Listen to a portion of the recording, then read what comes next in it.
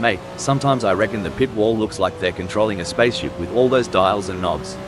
You're not wrong. Each of those adjustments, from brake bias to differential settings, has a profound effect on car behavior. It's like tuning a guitar, but instead of strings, you're tweaking mechanical symphonies to get the car singing just right on the track.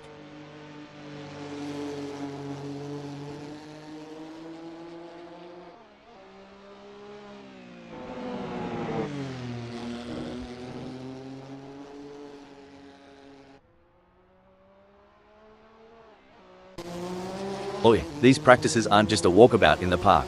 It's here that races are often won or lost. Absolutely. Back home in North Carolina, we emphasize the setup. A few tweaks during practice can lead to major gains on race day.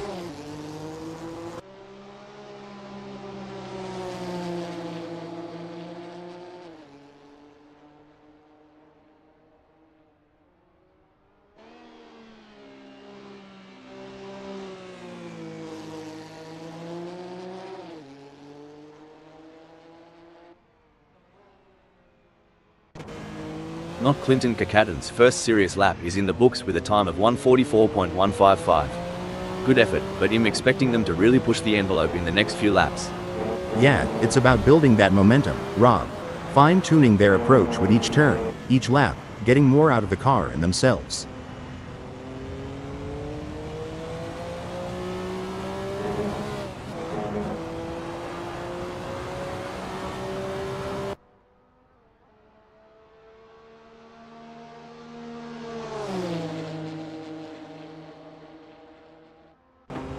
With just 234 minutes left before we move to qualification, there is not long left for these drivers to finish their preparations.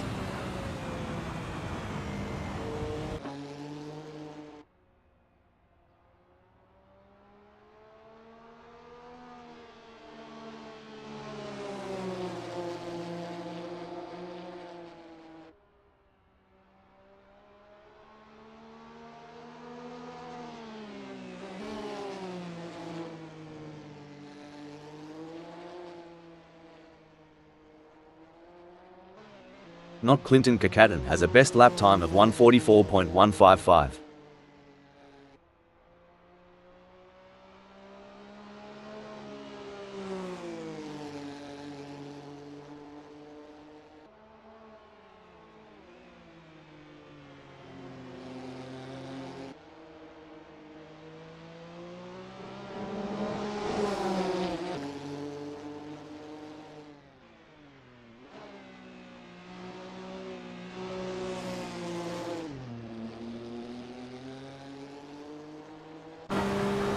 Jerry Yu's first flyer is a solid start, clocking in at 1:47.767. They're getting a feel for the track, but there's room to shave off a few more seconds. Absolutely, Rob. It's all about finding those little tweaks, adjusting the line here, braking a tad later there. Every lap is a learning curve.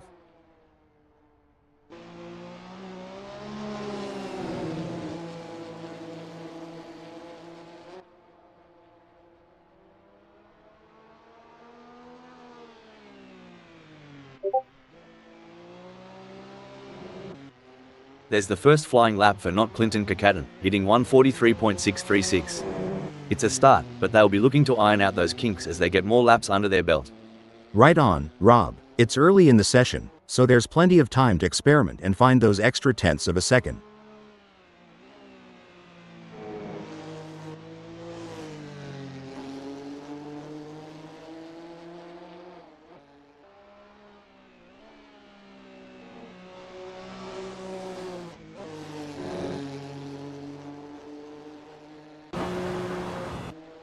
Jerry Yu has a best lap time of 1:47.389.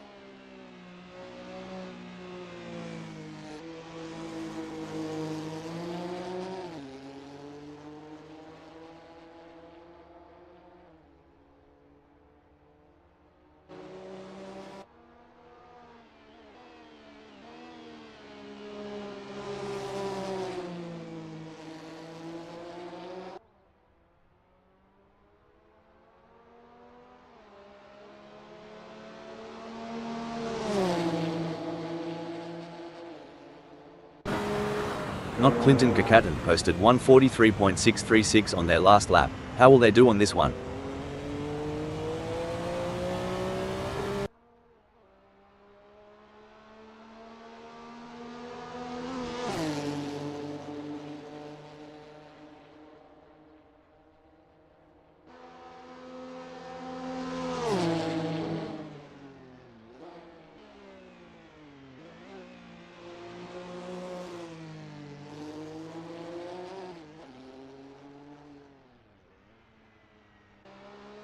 Mate, these drivers aren't just burning rubber for the fun of it.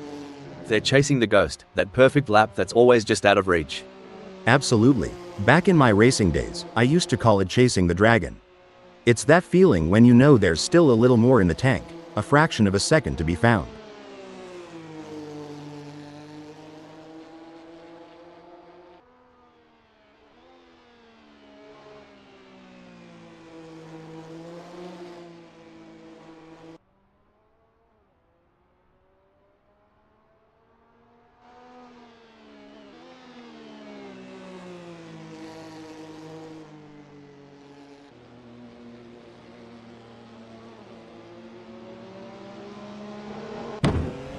Look at D-Max taking it nice and easy, a smart move.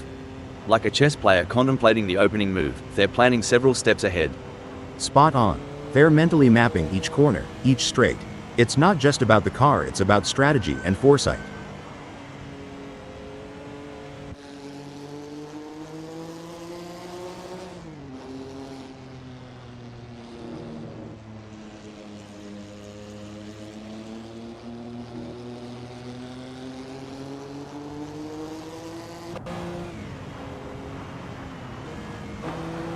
Not Clinton Kakatan's first serious lap is in the books with a time of 1:43.776. Good effort, but I'm expecting them to really push the envelope in the next few laps. Yeah, it's about building that momentum, Rob.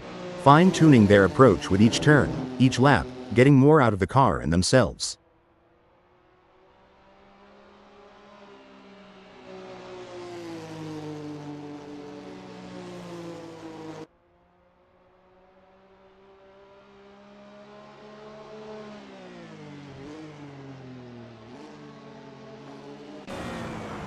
There's D-Max, gently nudging the beast as they head out. The out lap is where you whisper to the car, "Let's dance," before the real party starts. You got that right. It's a gentle waltz before the full-on rock concert of the race. They're testing the waters, getting a feel for every bend and straight of Mugello OSRW.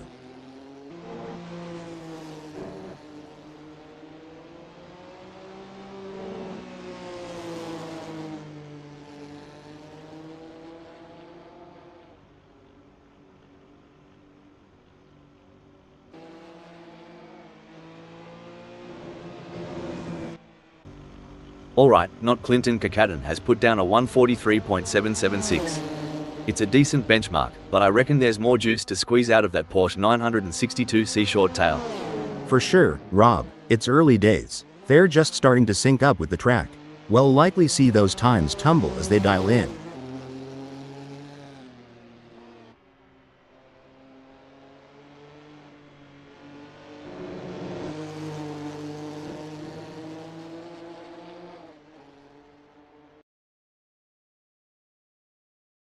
Not Clinton Kakatan.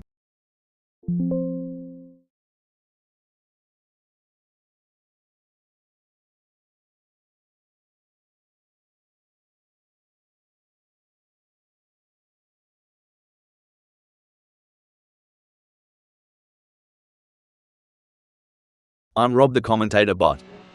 Let's do this. There goes not Clinton Kakatan on their first dance with Mugello OSRW. Every bend, every straight is a chance to learn, to adapt. Yep, and it's about syncing with the car too. Making sure everything's in harmony. It's like tuning an instrument before a big concert.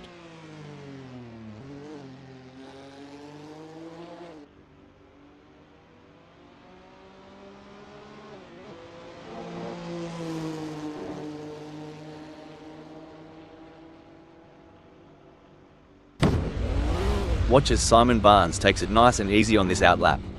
It's not just about warming up the tires, it's about getting into that mental pit lane, tuning into the race mindset.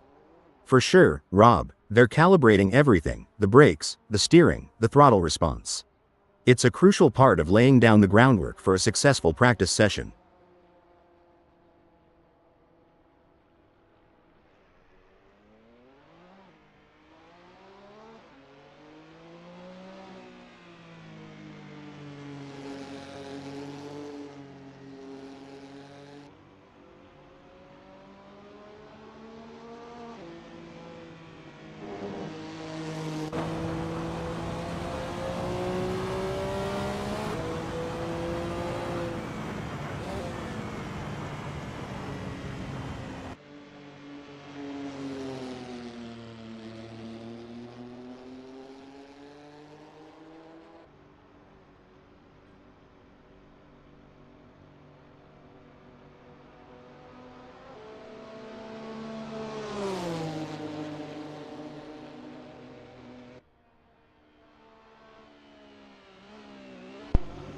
With just 224 minutes left before we move to qualification, there is not long left for these drivers to finish their preparations.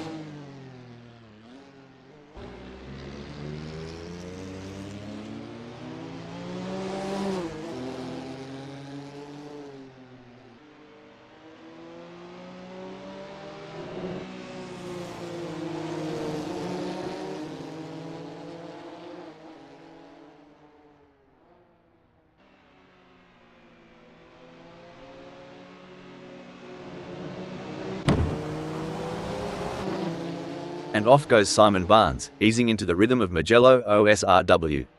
This lap is like the first sip of your morning coffee, waking up the senses, priming the engines. Yeah, it's about syncing up with the machine, getting that perfect harmony between driver and car. It's like a prelude to a symphony that's about to unfold on the track.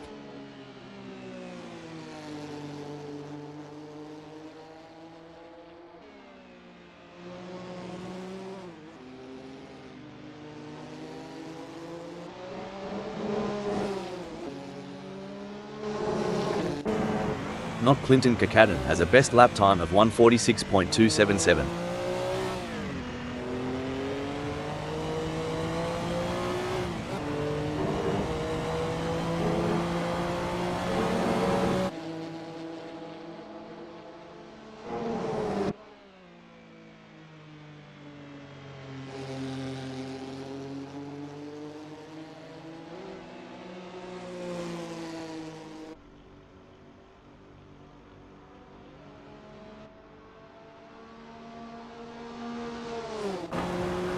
Simon Barnes on the outlap, getting a taste of the tarmac.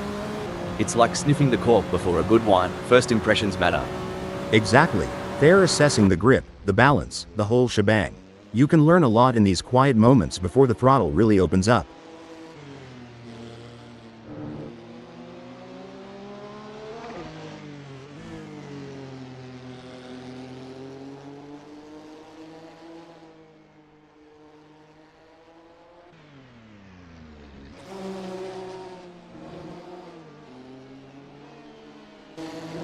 Not Clinton Kakaden crosses the line with their first flyer, clocking a 2:47.115.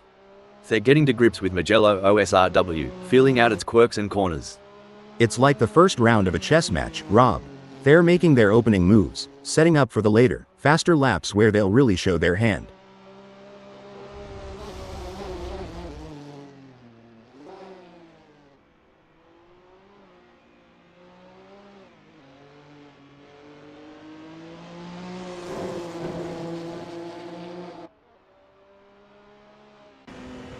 Simon Barnes is rolling out for the first sniff of the track. It's all about feeling the car, the tarmac, and getting the mind in the zone. Absolutely, Rob. The out lap is like the opening chapter of a book. It sets the tone for the whole story.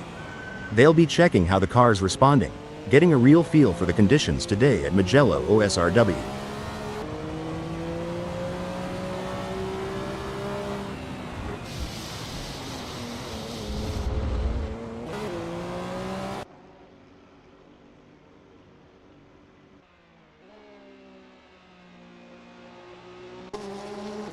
Megasaurus 55 is on the outlap, not just warming up the tires, but also warming up their instincts, getting that racer's intuition dialed in. True that. They're getting the feel of the track, the car, the conditions. It's all about setting the stage for what's to come.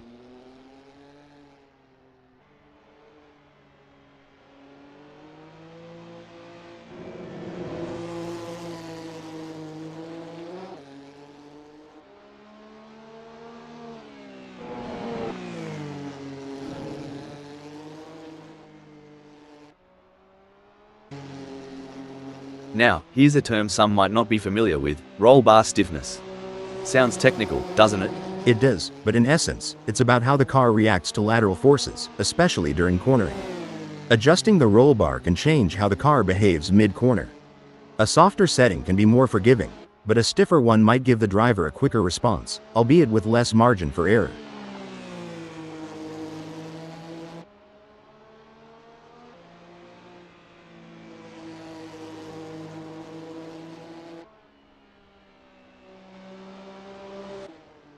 These practices, mate, they're like a kangaroo finding its best hop.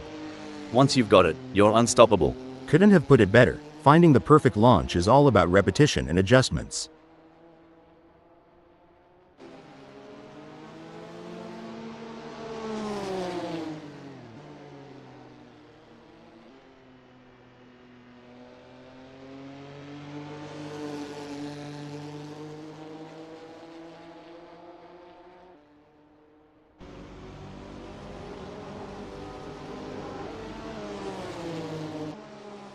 And there's Richard Rossier, easing out onto Mugello OSRW. It's like the first step on a long hike, finding your footing before you hit full stride. Right, and every racer knows this out lap is precious. It's their first handshake with the track today, feeling out its mood and temperament.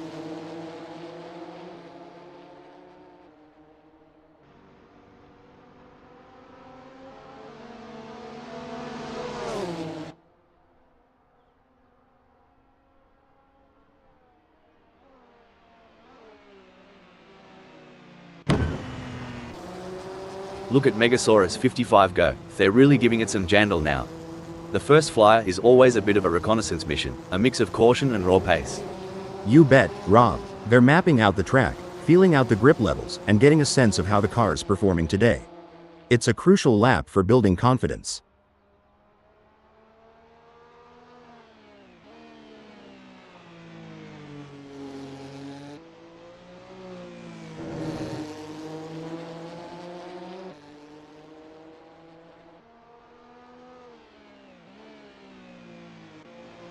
Simon Barnes is out there, taking it slow and steady on the outlap.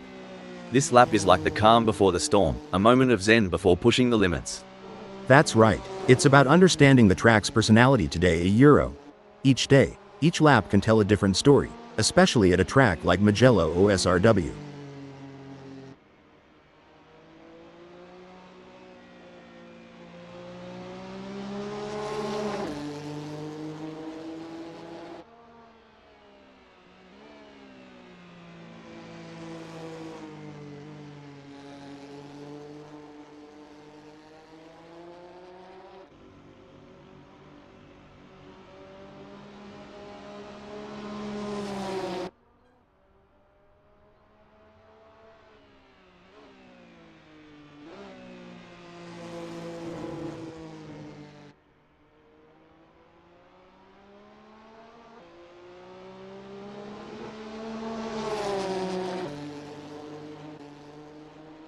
There goes Richard Rossier, on their first dance with Mugello OSRW.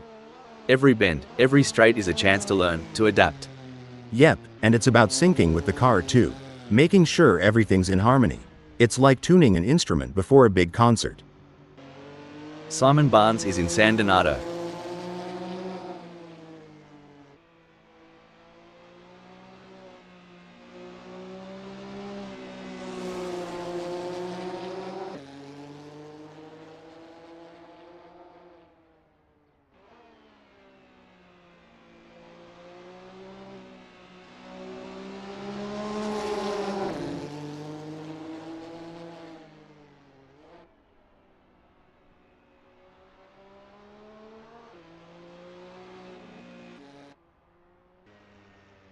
Look at Richard Rossier taking it nice and easy, a smart move. Like a chess player contemplating the opening move, they're planning several steps ahead. Spot on. They're mentally mapping each corner, each straight. It's not just about the car, it's about strategy and foresight.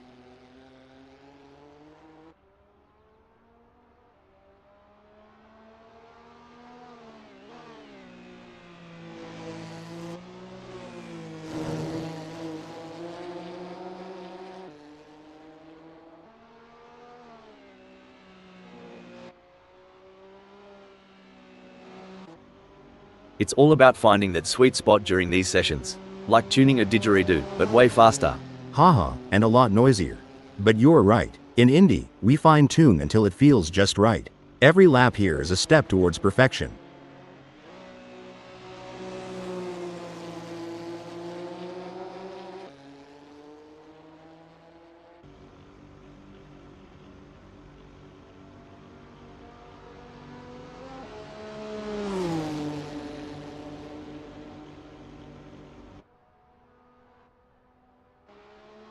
Hey Hal, you reckon these drivers ever get tired of going round and round during practice?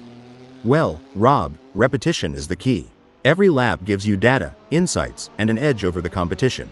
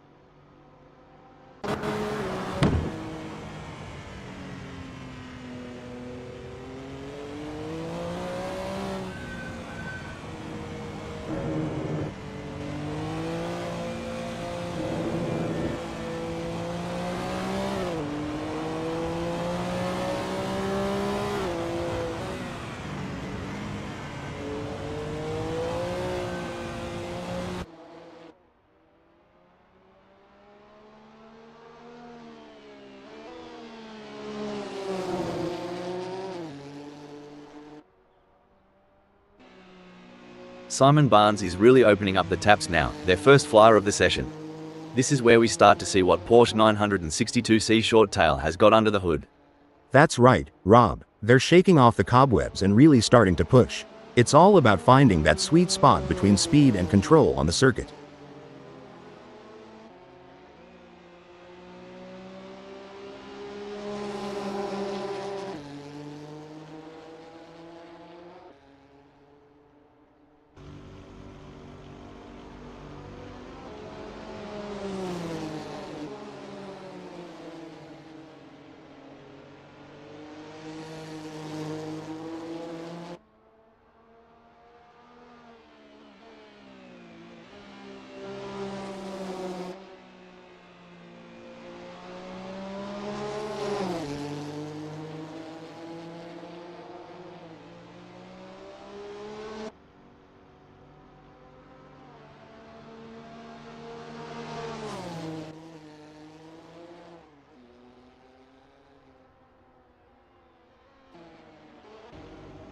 There's Richard Rossier, gently nudging the beast as they head out.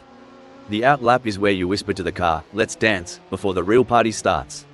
You got that right. It's a gentle waltz before the full-on rock concert of the race. They're testing the waters, getting a feel for every bend and straight of Mugello OSRW.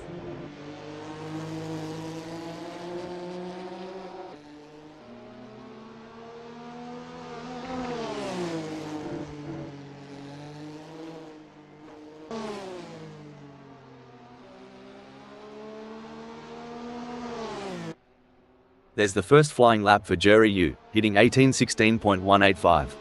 It's a start, but they'll be looking to iron out those kinks as they get more laps under their belt. Right on, Rob. It's early in the session, so there's plenty of time to experiment and find those extra tenths of a second.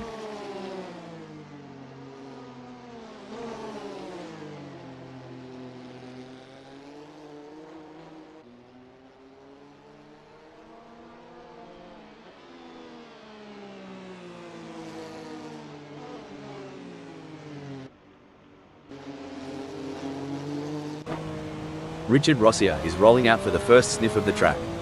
It's all about feeling the car, the tarmac, and getting the mind in the zone. Absolutely, Rob. The out lap is like the opening chapter of a book. It sets the tone for the whole story.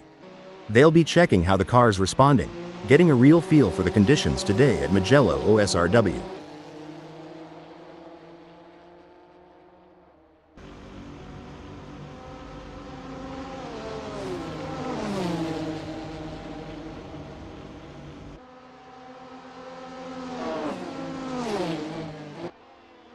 You ever think about what's ticking inside a driver's noggin during these laps?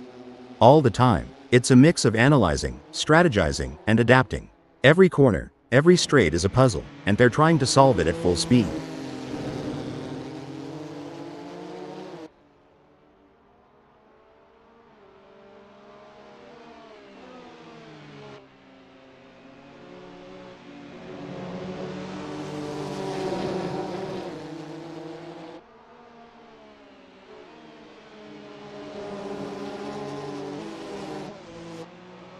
Oi, these practices aren't just a walkabout in the park. It's here that races are often won or lost. Absolutely. Back home in North Carolina, we emphasize the setup. A few tweaks during practice can lead to major gains on race day.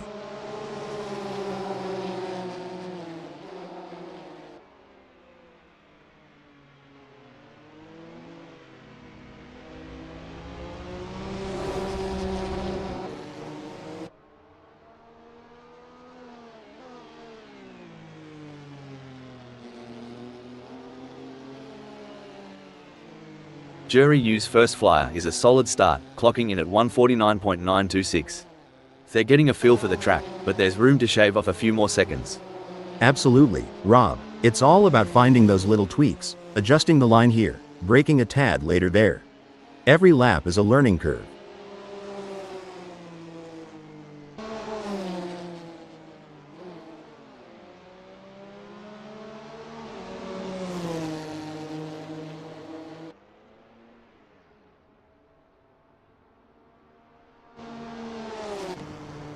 DMAX is on the outlap, getting a taste of the tarmac.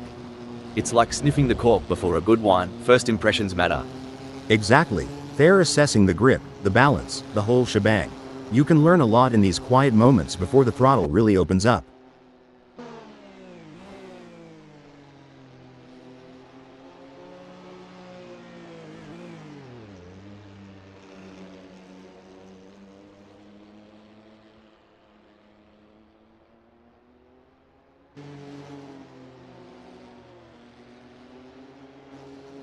Watch as GSLK Fast takes it nice and easy on this outlap. It's not just about warming up the tires, it's about getting into that mental pit lane, tuning into the race mindset. For sure, Rob. They're calibrating everything, the brakes, the steering, the throttle response. It's a crucial part of laying down the groundwork for a successful practice session.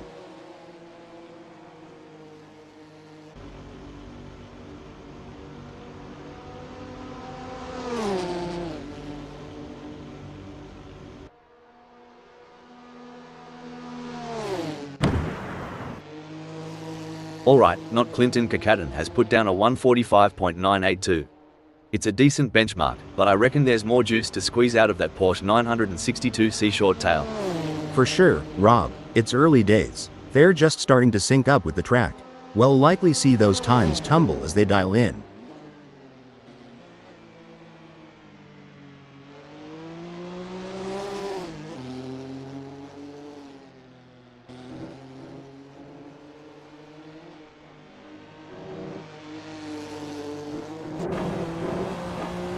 Jury U posted 155.127 on their last lap. How will they do on this one?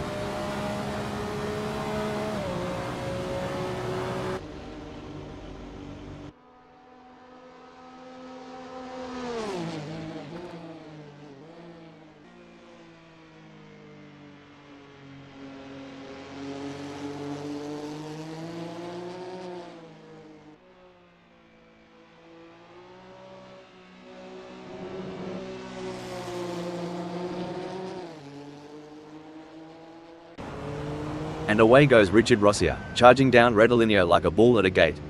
This lap's where they set the tone for the session. Indeed, Rob. It's about laying down a marker, seeing how the car responds when they dial everything up to 11. They're testing the waters, but also setting their own benchmarks.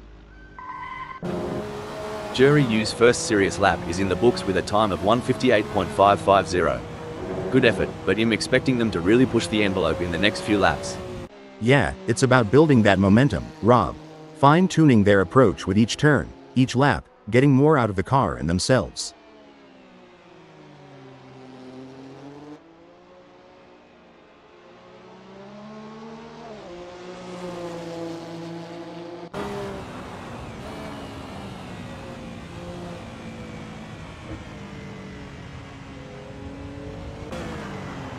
In these sessions, they're not just pushing the car's limits, but their own too. Testing their mettle, seeing how far they can go before the big dance. Exactly. It's a mental game as much as a physical one. Balancing aggression with precision, daring with data. It's an art and a science.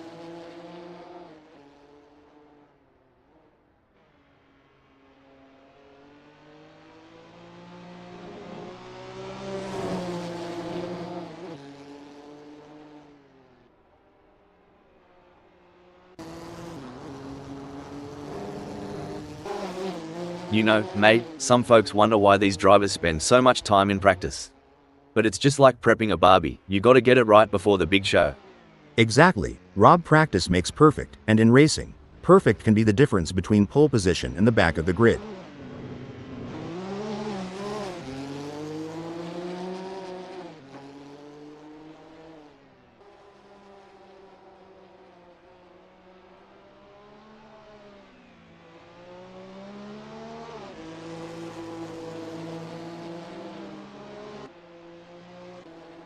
Not Clinton Kakaten has a best lap time of 1:45.982.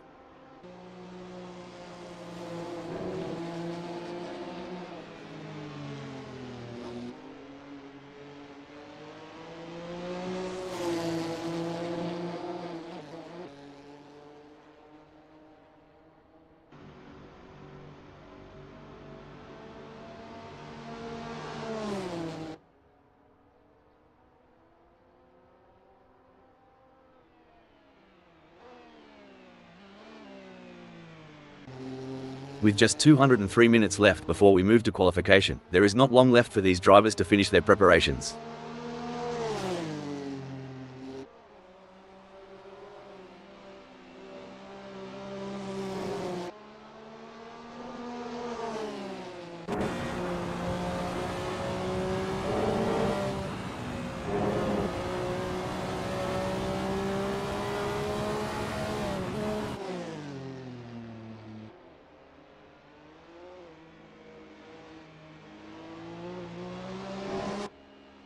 Not Clinton Kakaten crosses the line with their first flyer, clocking a 1:46.130.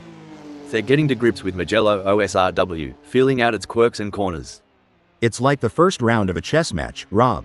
They're making their opening moves, setting up for the later, faster laps where they'll really show their hand.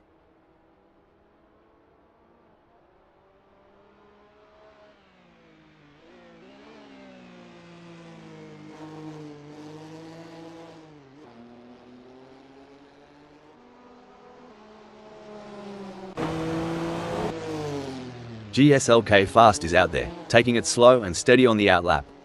This lap is like the calm before the storm, a moment of zen before pushing the limits. That's right, it's about understanding the track's personality today a Euro. Each day, each lap can tell a different story, especially at a track like Mugello OSRW.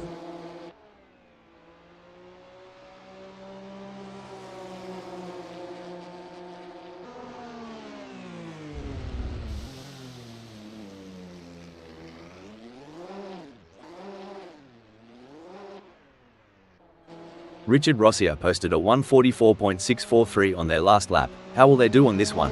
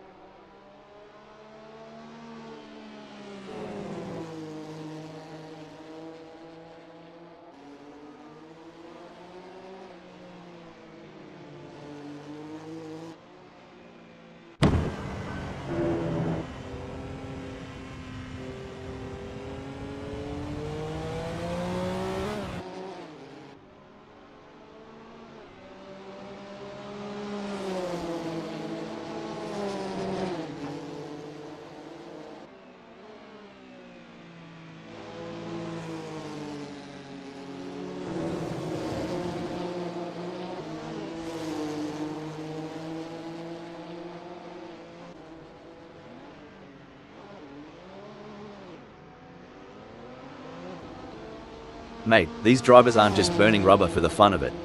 They're chasing the ghost, that perfect lap that's always just out of reach. Absolutely. Back in my racing days, I used to call it chasing the dragon. It's that feeling when you know there's still a little more in the tank, a fraction of a second to be found.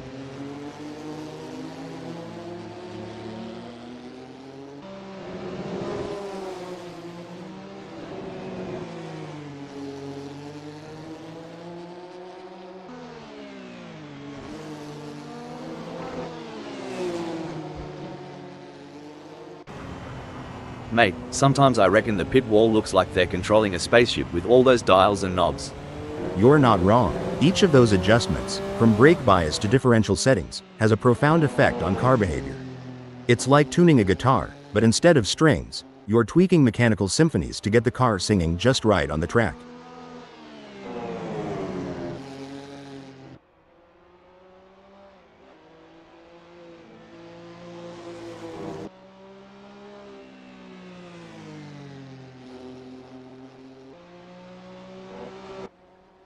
GSLK Fast is on the outlap, not just warming up the tires but also warming up their instincts, getting that racer's intuition dialed in.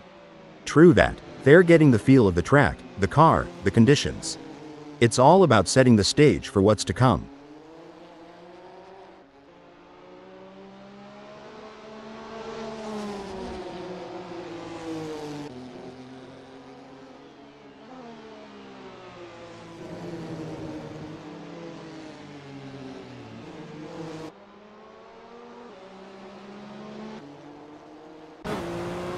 Alright, Raimo Pedersen has put down a 928.437. It's a decent benchmark, but I reckon there's more juice to squeeze out of that Porsche 962C short tail. For sure, Rob, it's early days. They're just starting to sync up with the track.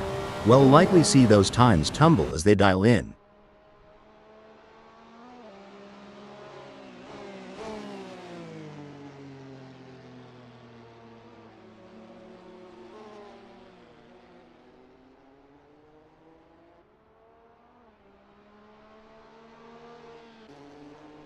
GSLK Fast is not hanging about, straight into the thick of it on this first flying lap. They're getting a real taste of the Porsche 962C short tail's capabilities. Absolutely. It's about understanding the limits early on. You'll see them experimenting with braking points and turn-in speeds, all while keeping an eye on those tire temps.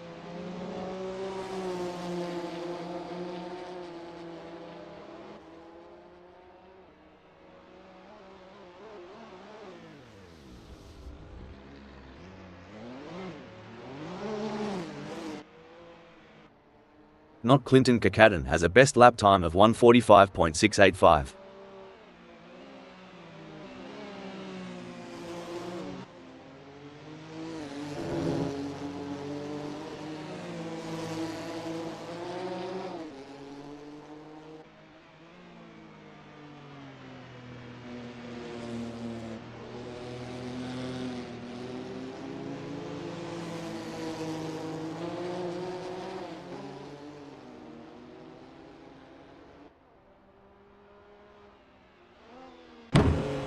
There's the first flying lap for Jack M team, hitting 13:25.794.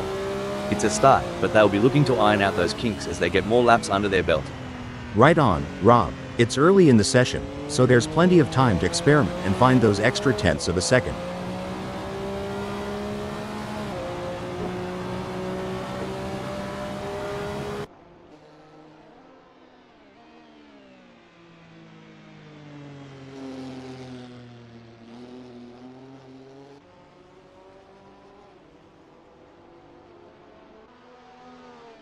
There's no mucking around for GSLK Fast A Euro, straight down to business on this first flyer. They'll be keen to see what times they can clock in early on. Yeah, and it's not just about speed. It's about rhythm, finding that flow around Mugello OSRW. Getting into that groove early can set the pace for the whole session.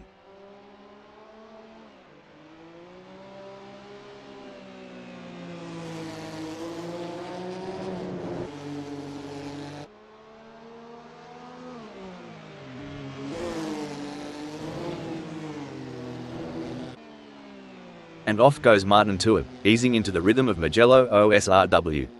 This lap is like the first sip of your morning coffee, waking up the senses, priming the engines. Yeah, it's about syncing up with the machine, getting that perfect harmony between driver and car. It's like a prelude to a symphony that's about to unfold on the track.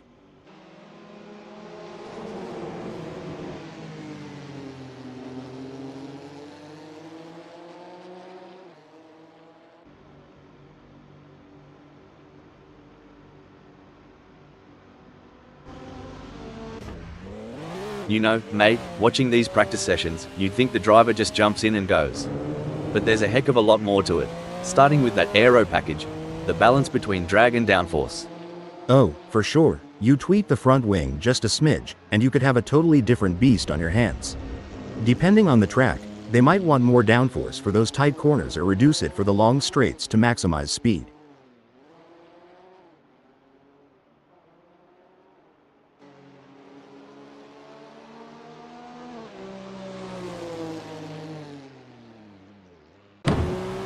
And there's Martin to it, easing out onto Mugello OSRW. It's like the first step on a long hike, finding your footing before you hit full stride. Right, and every racer knows this out lap is precious. It's their first handshake with the track today, feeling out its mood and temperament.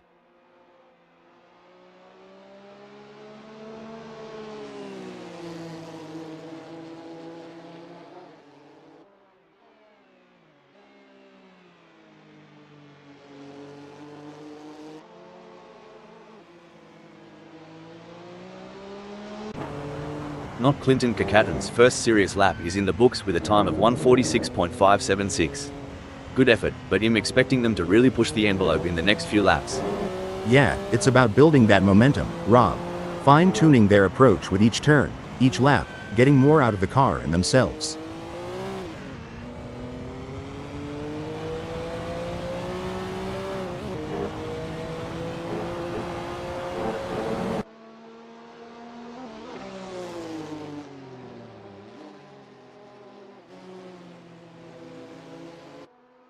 With just 193 minutes left before we move to qualification, there is not long left for these drivers to finish their preparations.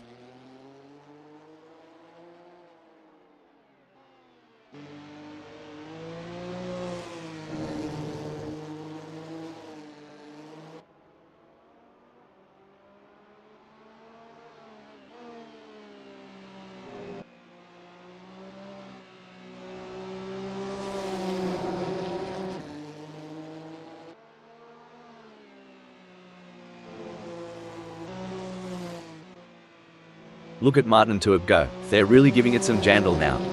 The first flyer is always a bit of a reconnaissance mission, a mix of caution and raw pace. You bet, Rob. They're mapping out the track, feeling out the grip levels, and getting a sense of how the car is performing today. It's a crucial lap for building confidence.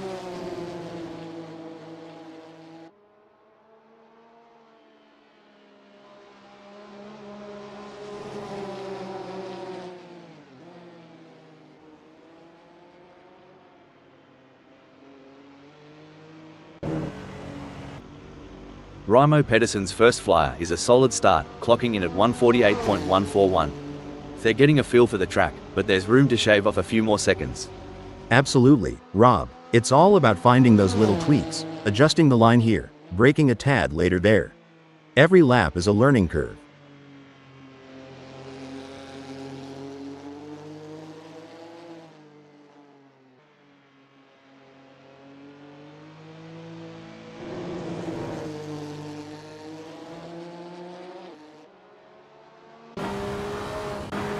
Richard Rossier has a best lap time of 1:44.643.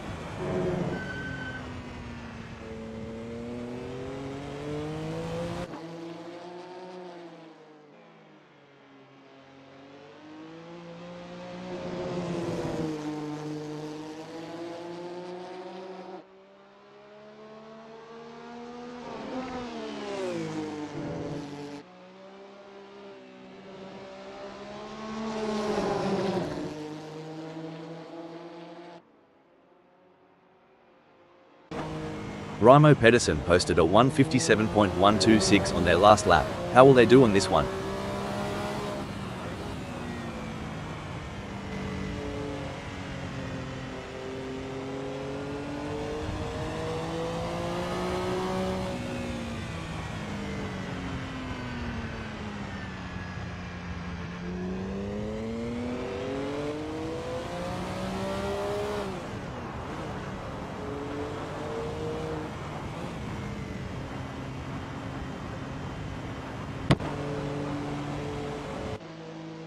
It's time to separate the contenders from the pretenders. Simon Barnes has completed their outlap.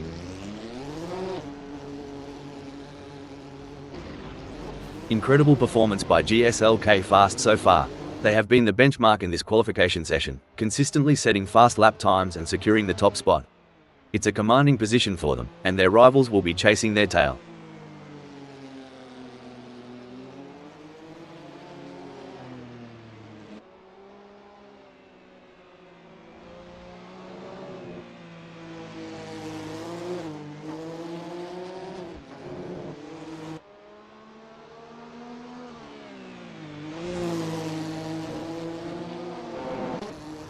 A solid performance from Megasaurus 55 as they currently hold position 4.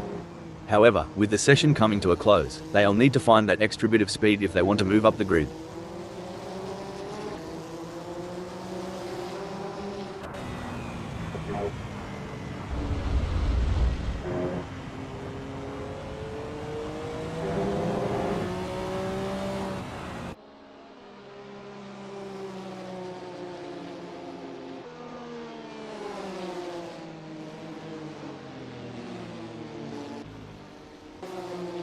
Incredible drive by Raimo Pedersen so far, earning him 6th on the grid. However, the competition is fierce. Will they be able to find that extra edge to move up?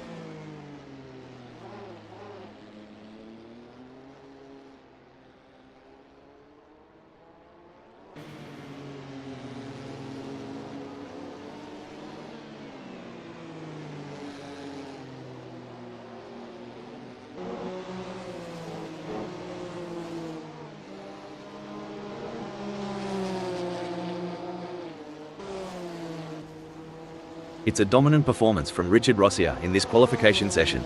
They have shown exceptional. Richard Rossier has completed their outlap.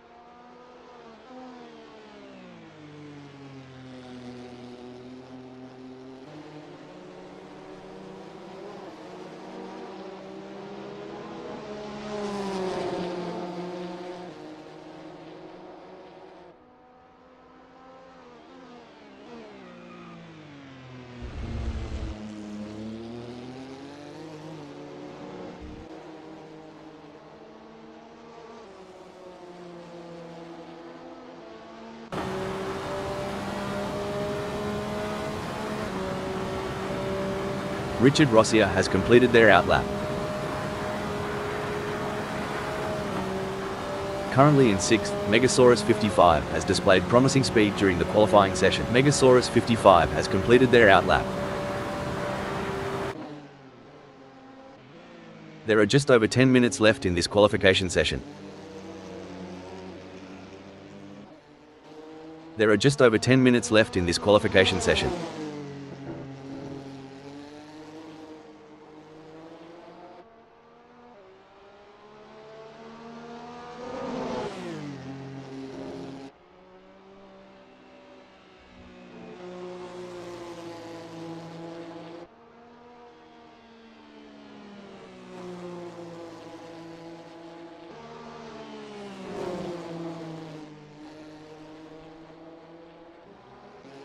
There are just over 10 minutes left in this qualification session.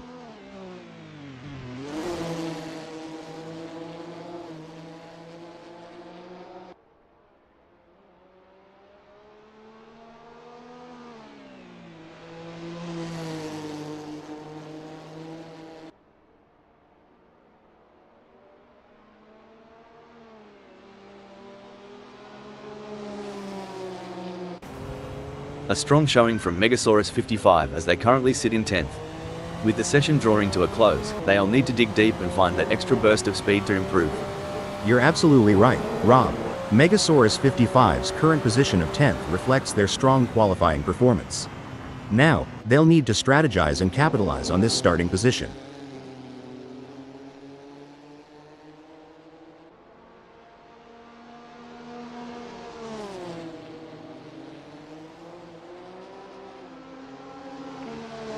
Megasaurus 55 has completed their outlap. Impressive display by Martin Tuitt, currently sitting in position 8. They've set a competitive time, but the question remains whether they can push even harder to secure a better starting position. And there goes GSLK Fast, currently in position 6. They've shown great skill and consistency so far, but with a few minutes left, there's still time to improve their result. You hit the nail. GSLK Fast has just completed a lap in 1:52.991. Let's see if they can improve on the time further. Megasaurus 55 has secured a respectable 5th in the qualifying session. Can they capitalize on this position and use it as a launching pad for a stronger race performance?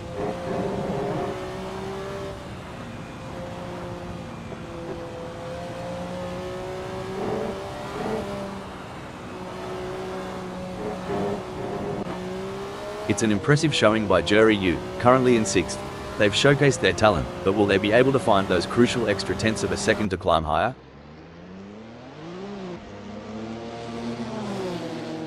Jury U has just completed the lap in 1:47.659. Their best lap so far is 1:47.659, putting them in P6. Will they be able to hold on to that spot? What a performance from Martin Tuib. They currently occupy 9th on the grid. Can they maintain this strong position and secure a favourable starting spot? A solid qualifying performance by Megasaurus 55, positioning them in 5th at the moment. The question now is whether they can make further progress and challenge the frontrunners. You're spot on, Rob. Megasaurus 55's current position of 5th is a testament to their skills and determination. Megasaurus 55 has completed their first flying lap in 1:46.626. Jury U has put in a great effort and currently holds 6th. With the session winding down, can they unleash their full potential and improve their starting position?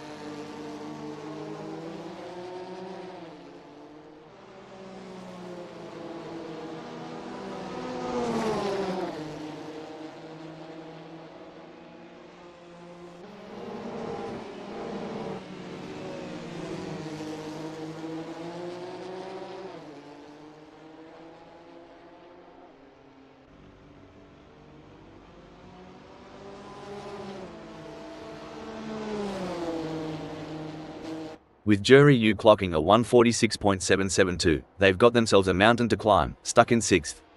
They're not out of the fight yet, Rob, but it's gonna take some serious wheel work to make up that gap.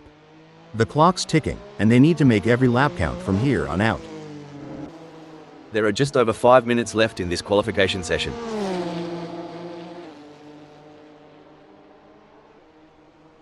Martin Tuib has just completed a lap in 1:47.624. Let's see if they can improve on the time further. There are just over 5 minutes left in this qualification session.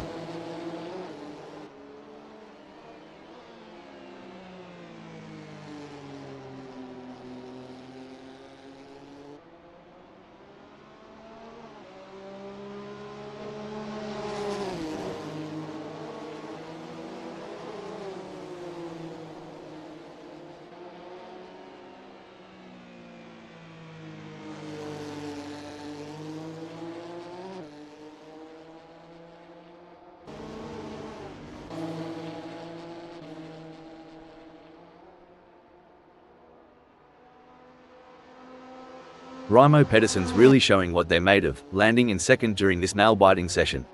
Absolutely, Rob. It's all about precision and nerve in qualifying. Every millisecond can make a difference on the grid. Let's see if they can squeeze out even more speed. It may be difficult for them to improve further on that. Sometimes trying too hard makes you slower. They need to drive smooth and smart. Impressive work from Richard Rossier, who has claimed 4th on the grid. Now, the focus is on maintaining their composure and pushing for an even better starting position. I completely agree, Rob. Richard Rosier has positioned themselves impressively in 4th.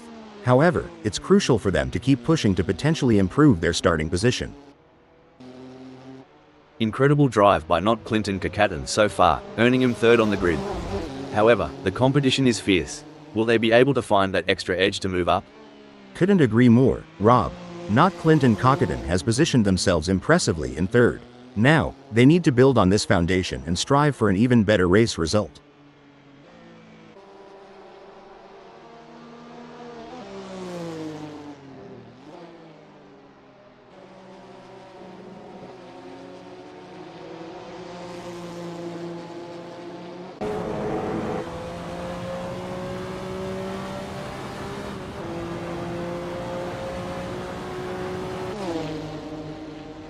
Not Clinton Kakaten will be happy having put themselves into third in this qualifying session. Every fraction of a second counts. I am sure they can find a little extra in there. Raimo Pedersen has positioned themselves well in second during qualifying.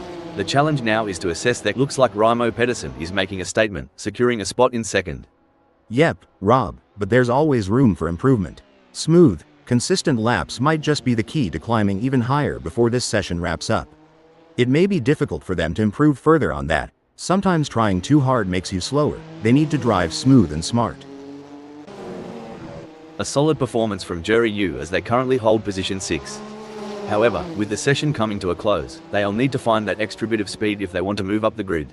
I couldn't agree more, Rob. Jorg Yu has done a fantastic job to claim 6th. The challenge now is to convert this op. Looks like Jerry Yu needs to put the pedal to the metal. That last lap times landed them in 6th. Not where they'd want to be, especially with the session ticking away. True, Rob. It's all about incremental gains. Every tenth of a second counts, and they've got to squeeze every bit of performance out of that Porsche 962C short tail. And there goes Richard Rossier, currently in position 4. They've shown great skill and consistency so far, but with a few minutes left, there's still time to improve their result. Absolutely, Rob. Richard Rossier has put in a remarkable effort to secure 4th. The competition is fierce, and they'll need to stay focused. With Richard Rossier now sitting pretty in 4th, they have got to be feeling good. True, but in the world of racing, good isn't always good enough. They've got to keep their eye on the prize and aim for perfection on every turn. GSLK Fast has secured a respectable 8th in the qualifying session. Can they capitalize on this position and use it as a launching pad for a stronger race performance? Great analysis, Rob. GSLK Fast has shown excellent pace to secure 8th. Now, the focus shifts to whether they can use their track position to their advantage in the race.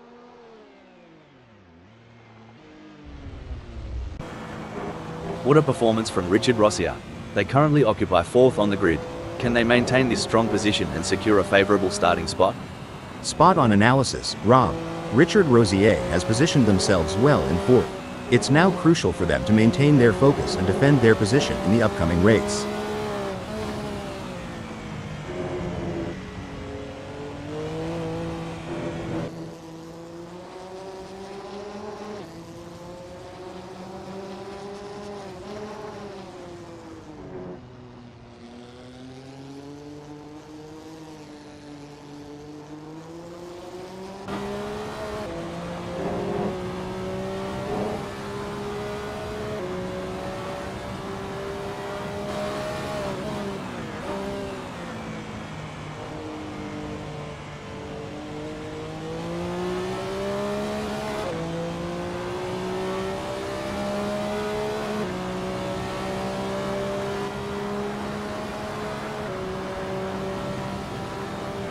There's a real buzz in the air as Richard Rossier secures 4th.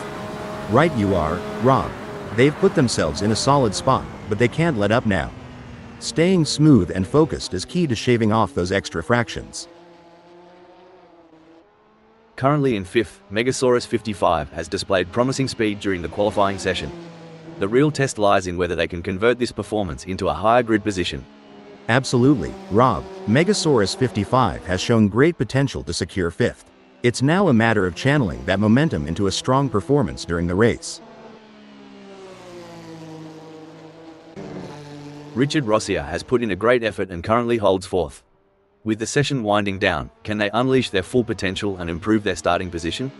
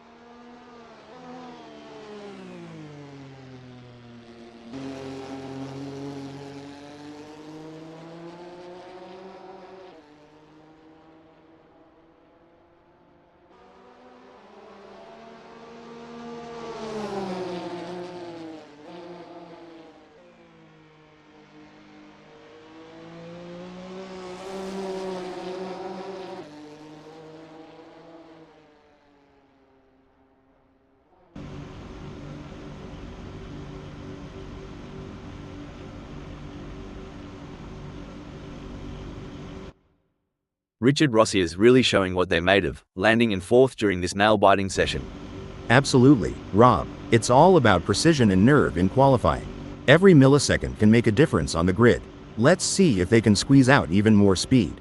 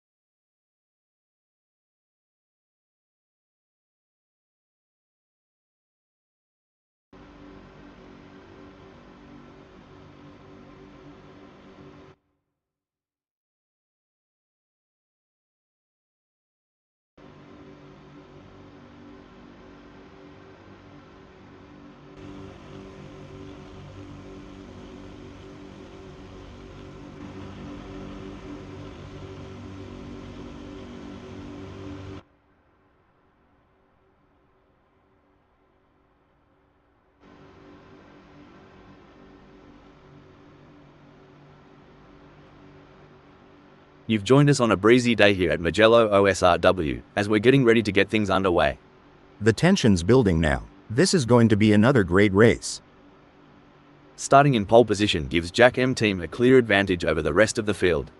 But they will have to keep their foot on the gas in order to stay there. Sitting in second it's Raimo Pedersen, Putting that Porsche 962C short tail into prime position for the race. not Clinton Kakaten, is placed in third. Another good start for the American driver. In fourth place, we have Richard Rossier. At fifth, we have the one and only Megasaurus 55. And they are looking to start the race on the Hards tire compound. From the middle of the pack, we have Jerry Yu in sixth place on the starting grid. But sometimes the underdog can surprise you. Let's see what they've got in the tank.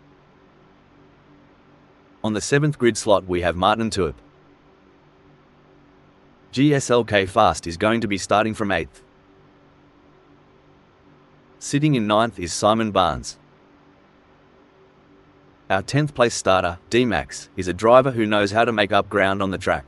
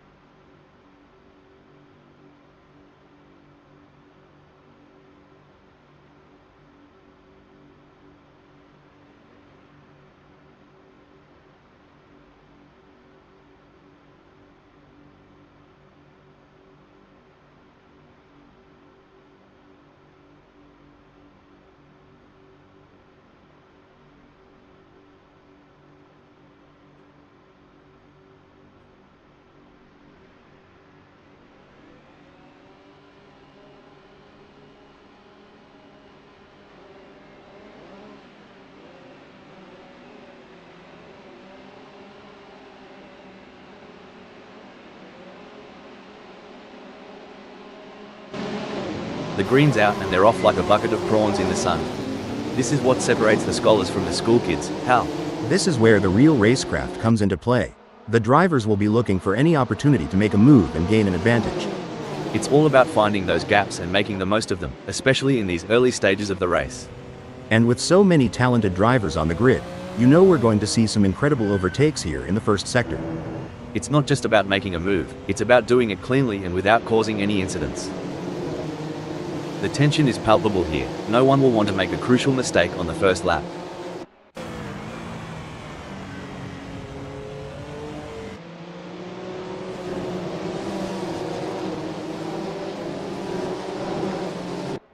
You know, they say, steady as she goes, and that's exactly what Raimo Pedersen's doing. Holding on to 2, maybe they've got a trick or 2 up their sleeve for later. No rush, no fuss for Raimo Pedersen. In the South, we appreciate taking a moment to breathe, and that's just what they're doing at 2. We'll see how things spice up.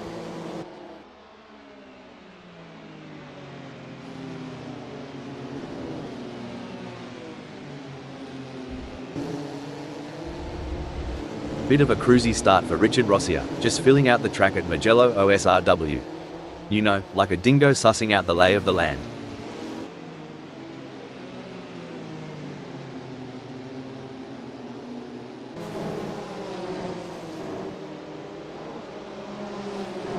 As we watch the drivers fight it out in the first lap, I can already feel that this is going to be an epic race.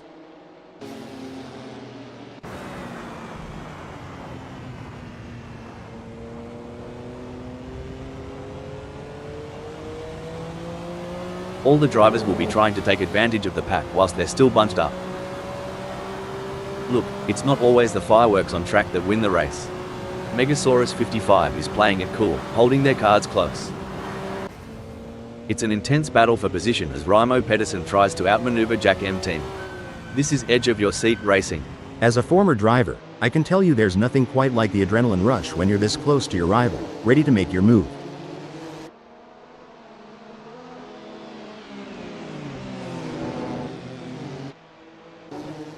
The gap between Megasaurus 55 and Jerry Yu is razor thin as they vie for fifth in this nail-biting contest.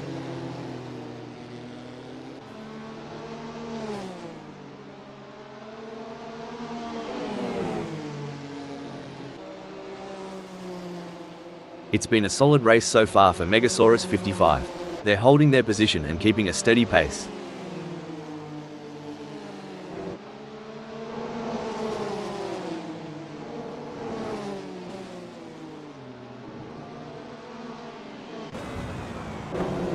It's a close race between not Clinton Kakaten and Raimo Pedersen in second.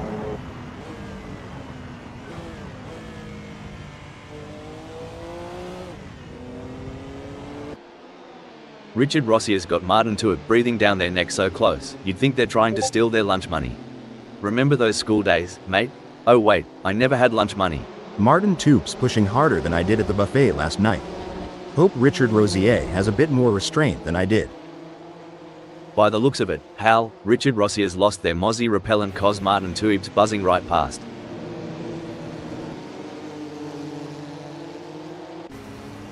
Here's some action. DMAX is tailgating GSLK fast so close, it's like they're sharing the same set of wheels as they near Corintio. Stone the Crows. DMAX is on fire, surging ahead like there's a free round at the pub waiting. Hello, 9th. Dang, if DMAX keeps this up, we'll need to douse the track. Smokin' hot move to 9th. This is where legends are made. Which driver will rise to the occasion and claim victory? Now, that's some driving, y'all. Martin Tuip is putting the pressure on Richard Rosier. It's like watching a cat stalk a bird. They're inching closer with every turn. Things are getting spicy as GSLK Fast is breathing down DMAX's neck. The gap? Mate, you couldn't slide a credit card between them.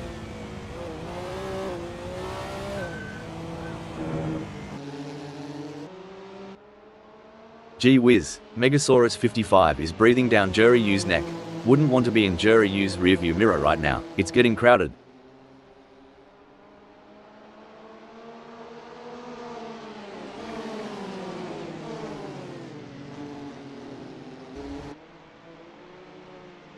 You can feel the tension in the air. The drivers are all focused, putting everything on the line for a chance at victory, pushing themselves and their machines to the limit. And let's not forget about the incredible machine. Hold on a moment, I don't think that's the fastest way around Mugello OSRW. It's like watching two predators circling each other, waiting for the perfect moment to pounce. Can they close up enough for a pass? I don't see it personally. A twist in our tail. Megasaurus 55's slipping more than a bar of soap in a bath. Now, braking alert. Now I may be wrong here, but I'm not sure that's the racing line. Alright, lads and ladies, it's crunch time. Simon Barnes is sniffing around Martin Tuip like a dog with a bone. And it looks like they might just take a bite out of 7th.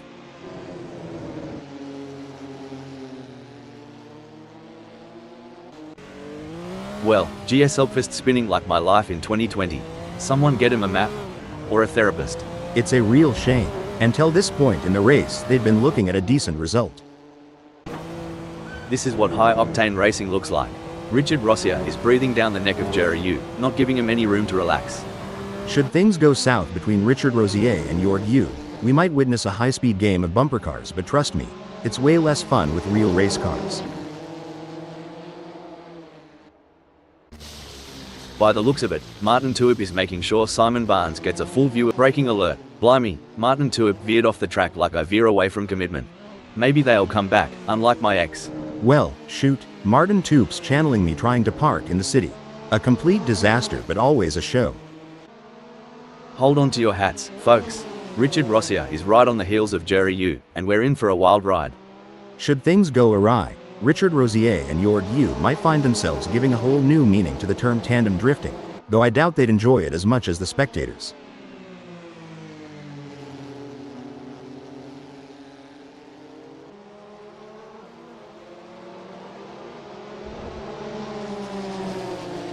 Richard Rossier appears to be losing ground on Jerry Yu. They will need stop the press. Talk about going walkabout on the track.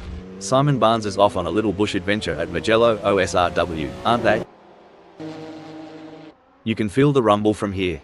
Raimo Pedersen's in the thick of it, and they're not letting go. It's a battle of wills, and only the strongest will come out on top. Yeah, it's like the final lap of the Daytona 500. Pedal to the metal, eyes on the prize, and no room for error. This is what racing's all about. Blimey, Richard Rossier is closing in on Jerry Yu like they owe them money. This duel is going to light up San Donato.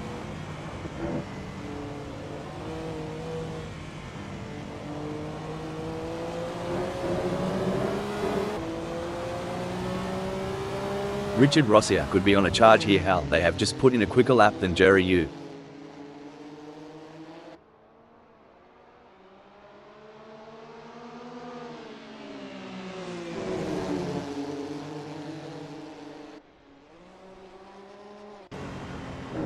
Raimo Pedersen's in an exciting position at second.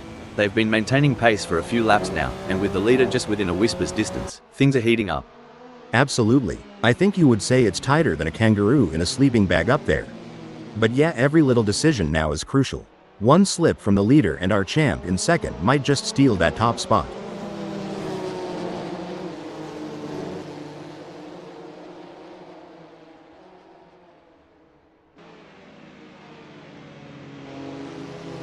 Stone the Crows. Raimo Pedersen's going faster than a roo on the hop. Jackhem team's gotta step up their game now. Mate, Raimo Pedersen's really giving it a burl out there, ripping it up like a croc in a waterhole. I tell ya, I haven't seen that kind of ferocity since my days at Indy. But you Aussies, always gotta bring up the wildlife, huh? It's as intense as a Barbie in midsummer out there for Raimo Pedersen. They've got their eyes on the prize and won't settle for second. Exactly, Rob. It's like aiming for that home run in the bottom of the ninth. Swing for the fences and don't look back. Buckle up. Richard Rossier is all over Jerry Yu like a cheap suit. Are we about to see some wheel-to-wheel action? I swear, Richard Rossier's on the prowl, making that leap to fourth look as easy as a Sunday Arvo barbecue. Shoot, Richard Rossier's got more moves than a dance floor on a Saturday night. Look at them shimmy into fourth.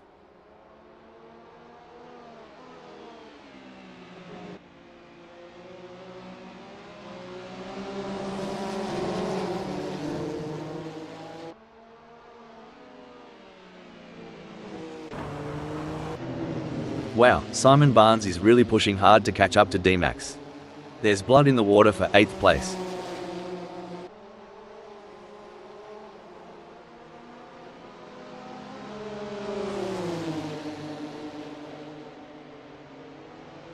Gee whiz, Simon Barnes is getting some solid torque out of those corners. They must have figured out the perfect throttle control while trail braking.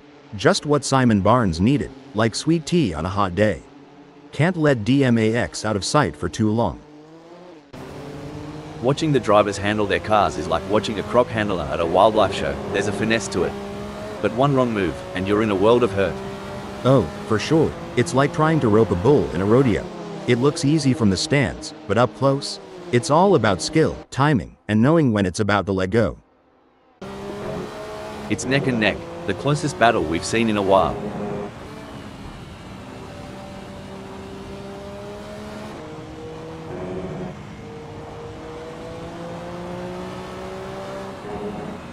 In your experience, Hal, what was the most important aspect of managing tire degradation during a race?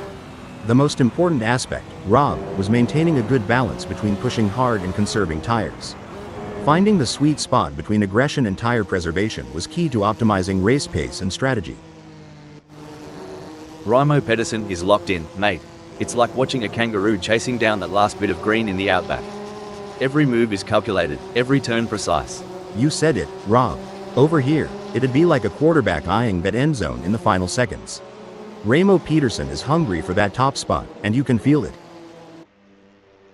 The gap between Martin Tuip in 7th and Megasaurus 55 remains over a second, but Martin Tuip is not letting up. They're pushing hard and looking for any opportunity to close that gap up. Can they pull it back in the remaining 78 minutes?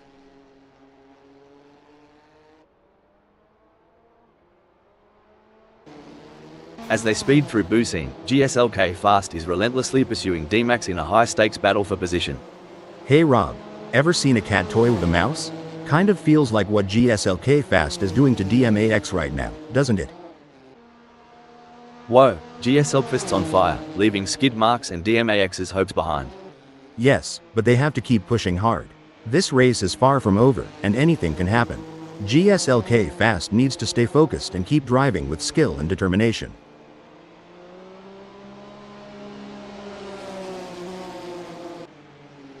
It's hotter out there than an Aussie summer day, mate. Reckon Raimo Pedersen can catch some shade behind Jack M Team, F. Shade? Here, we call that drafting. Let's see if they can stay cool and make a move.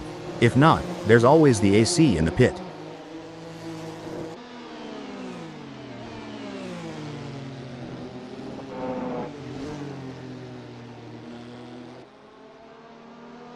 Fair dinkum, Raimo Pedersen is getting a wriggle on. The gap to Jack M Team is now down to a whisker at 1.1 seconds. Did you ever think about the physics at play here? The G-forces these drivers feel, especially during tight corners. It's mind-boggling. Absolutely, Rob. And it's not just the car's engineering, but the human body's resilience and adaptability. The way these drivers train to withstand and use those forces to their advantage. It's an art form combined with sheer grit. If I had $1 for every time D-Max closed a gap like this, I'd have enough for a pint at the local. Get ready, GSLK Fast, the thunder from down under is coming.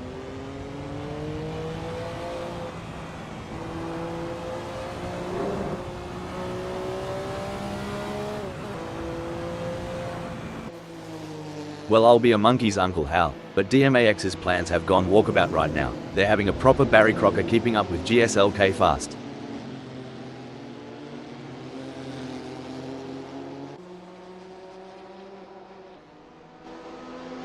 Oi, Raimo Pedersen, ever tried tailgating at a barbie? Cause Jack M Team's grill is getting a good look now. Try the snags while you're at it. Now, that's some good old defensive driving from Jack M Team. Holding their line, keeping that rear view filled up with intimidation. Martin Tuip's so far off pace, they might be better off in a hearse. At least then someone would be pushing from behind. Nail-biting indeed. I've already chewed through half of mine. And while Martin Tuip is going for gold, I'll be going for a manicure.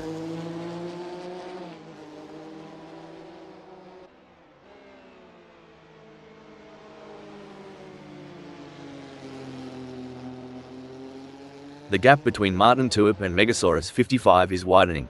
It's now up to 33.9 seconds. This is edge of the seat stuff. Raimo Pedersen is relentlessly hunting down Jack M Team. Who'll blink first? The gap between them is just over 1.4 seconds. Who will have the speed and skill to come out on top? Martin Tuip is owning the tarmac, confidently owning the 7th spot.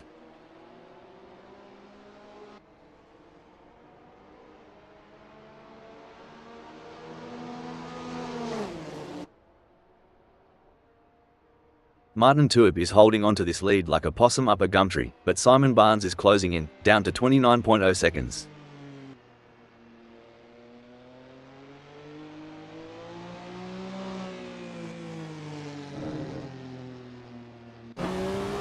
Blimey, GSLK Fast is sticking to D-Max like a kangaroo to her Joey.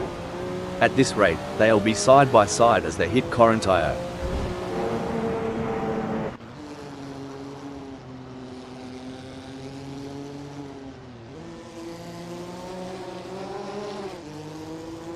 GSLK Fast is not able to keep their pace consistent. So far they are 10.45 seconds down. Look at that gap. Braking alert. Looks like Jack M Team is testing the off-road capabilities of their ride. Jack M Team has decided to pit. This chase is as intense as a cricket match during the Ashes. Cricket? I thought that was just a noisy bug. But seriously, it's like Game 7 of the World Series here. Sweet tea and biscuits. Not Clinton Cacatan's got the pedal to the metal, chasing down Raimo Pedersen like it's the last slice of pie at a family reunion. Blimey, not Clinton Cacatan's shifted gears and the results are clear. Cruising up to second just like that. Yes, not Clinton Cockatan is driving with real focus and precision, and it's paying off.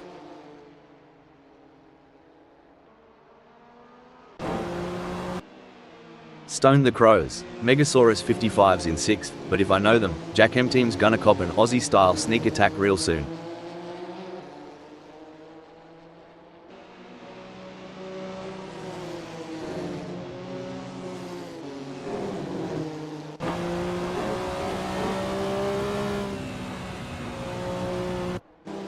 Oh my, Jack M Team is hot on the tail of Jury U. As they come into Arrabbiata 1, I'm sure they may have a cheeky peek up the inside. And the drivers know it too, Rob. They're giving it everything they've got, and you can see them pushing the limits of the car's capabilities.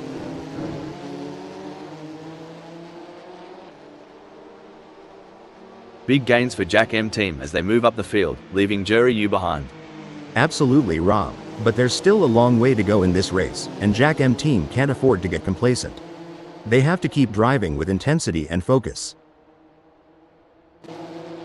Alright, hold your horses. Megasaurus 55 is really putting the heat on Jury U. If I were Jury U, I'd be checking those mirrors non-stop. The chase between Megasaurus 55 and Jorg U is like a high-speed game of tag only. The stakes are much higher.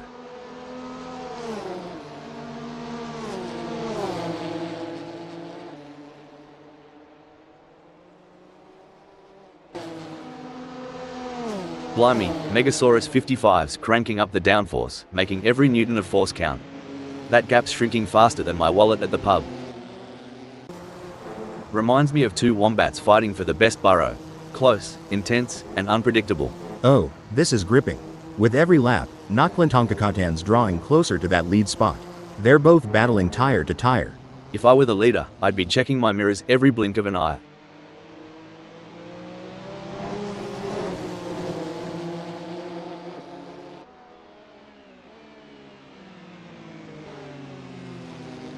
Knocklintonkatan's showing off some serious moves, making Raimo Pedersen look like they're dancing with two left feet. Megasaurus 55 could be looking for a way up the inside of Jury U. They need to keep it on the black stuff. You don't get points for driving over weeds, not in this game.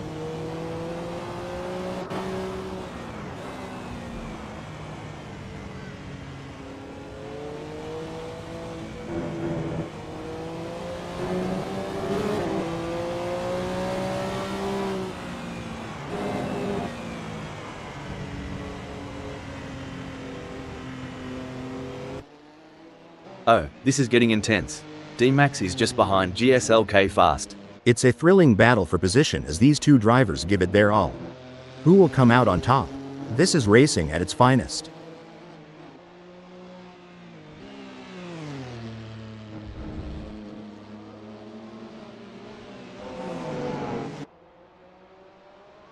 The gap between D-Max and GSLK fast is growing. It's now up to 56.6 seconds. As a former driver, Hal, how did you manage the physical demands of racing? It's all about preparation, Rob. Drivers undergo rigorous fitness training to build their strength, stamina, and flexibility. A proper diet and hydration plan is also essential to ensure peak performance on race day. The fans are on the edge of their seats. It doesn't get any closer than this.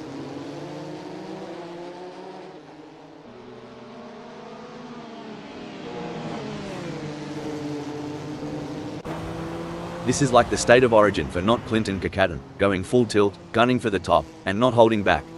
And on my end, it's the Super Bowl vibes all over.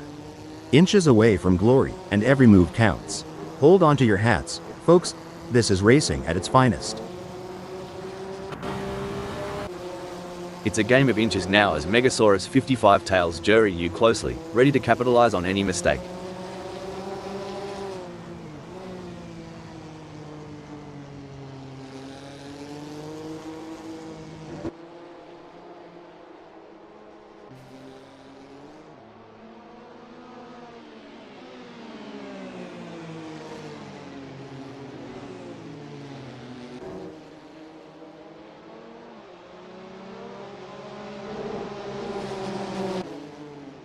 G'day viewers, if you're just tuning in, you've picked a ripper of a moment. Knocklintonkatan is in second and they're tailgating the leader. This is edge of your seat stuff. You bet, Rob. It's like the leader's got a drop bear in the rear-view mirror, lurking, waiting for that perfect moment to drop. Knocklintonkatan is surely smelling opportunity here. In a race where seconds count, Martin Tuip is counting on less of them between themselves and Megasaurus 55. Much like I'm counting on less seconds until lunchtime.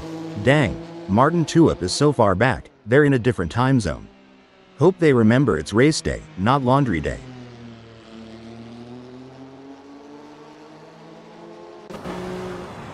Not Clinton-Kakaten's in an exciting position at second. They've been maintaining pace for a few laps now, and with the leader just within a whisper's distance, things are heating up. Absolutely. I think you would say it's tighter than a kangaroo in a sleeping bag up there. But yeah, every little decision now is crucial. One slip from the leader and our champ in second might just steal that top spot.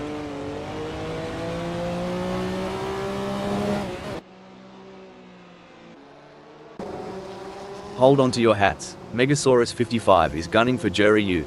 Reckon we might see some cheeky moves on the next bend?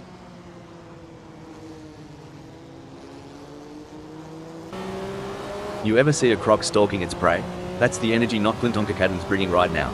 Ready to strike when the moment's right. Kinda reminds me of a linebacker waiting for that perfect moment to make a game-changing tackle. The anticipation is intense, and Not Clinton-Kakaten's not letting up.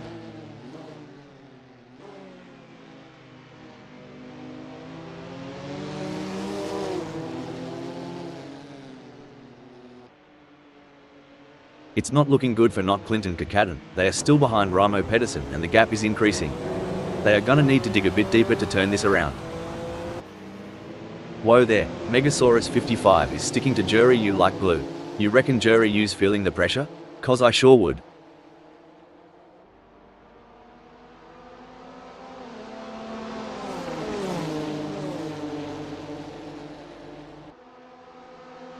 Struth, Megasaurus 55's not here to muck about. The gap to Jury U is dropping faster than a hot pie at the footy, now at 0.5 seconds.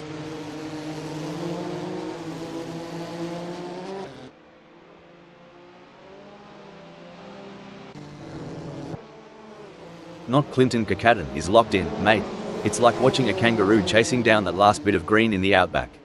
Every move is calculated, every turn precise. You said it, Rob. Over here, it'd be like a quarterback eyeing that end zone in the final seconds. Not Clinton-Kakaten is hungry for that top spot, and you can feel it. The gap between Richard Rossier and Jack M Team is not insurmountable, but it's going to take a mistake from Richard Rossier to bring Jack M Team into play.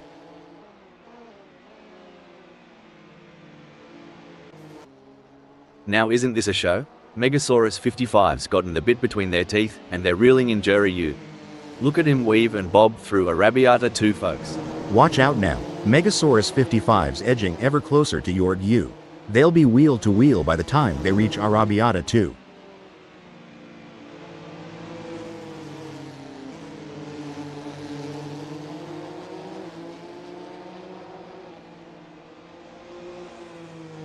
The drivers are really pushing their limits out there on the track. It's like they're trying to outrun the laws of physics. But we all know that's impossible. Or is it? I mean, we're a couple of AI commenting on a race, anything can happen. Ha ha, you have a point there. And speaking of pushing limits, these cars are breaking records left and right. They're so fast, it's like they're breaking the sound barrier. Or at least the speed limit. I hope the police aren't watching. Look at that gap. It's smaller than the difference between Vegemite and Marmite at this point. Not Clinton-Kakaten in second is giving the leader no room to breathe. Mate, it's so close, I reckon Not Clinton-Kakaten can tell what brand of deodorant the leader's wearing. The next few laps are going to be pure, unadulterated racing magic.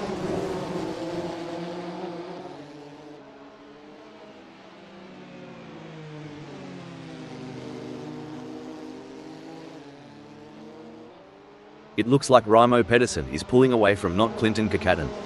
The gap is continuing to grow as they head through Corinthio. Oh, talk about a tango on tarmac. Megasaurus 55 is dancing closer and closer to Jury U. You can feel the tension as they approach Casanova. Honestly, Stop the press. Oi. D-Max tried to pull a Steve Irwin and wrestle with the track limits. Track 1, D-Max 0. The intensity is off the charts as Megasaurus 55 hounds Jury U, both drivers pushing themselves to the absolute limit.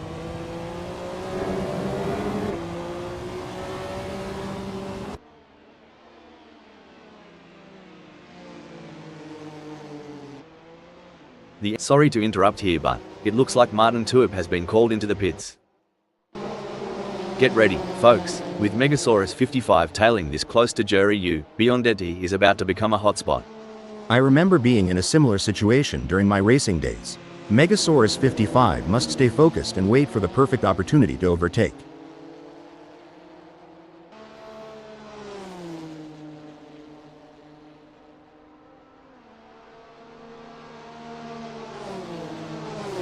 On a lighter note, if I could eat, I'd kill for some of the trackside snacks right about now. Oh, absolutely. But you know, my digestion is a real mess. Is that what the smell is? It's as intense as a Barbie in Midsummer out there for Raimo Pedersen.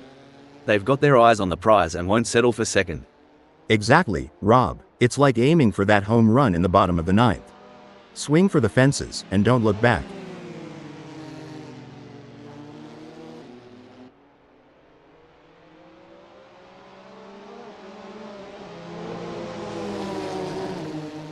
Tire degradation's a right pain in the ass, but Raimo Pedersen's handling it like a champ.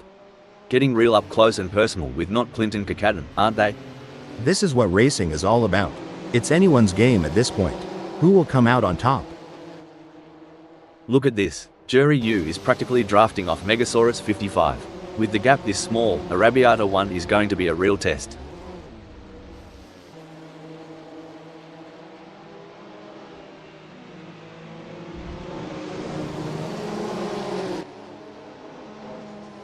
Jury U and Megasaurus 55 have a gap between them that's growing like Jack's beanstalk.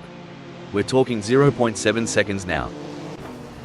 Blimey, the talent on the track today is like watching kangaroos on steroids. Yeah, and just like those kangaroos, these drivers can really hop into action. You reckon they've got a pocket full of secrets? Jury U is giving it their all as they chase down Megasaurus 55 in P5.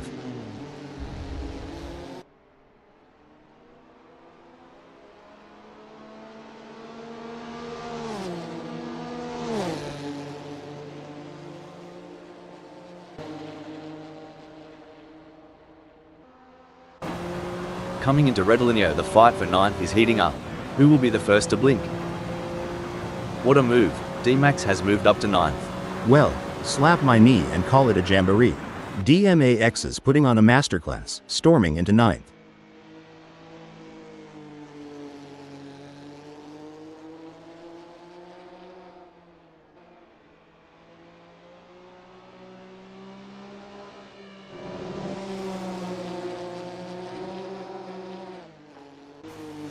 This is like the state of origin for not Clinton Kakaten, going full tilt, gunning for the top, and not holding back.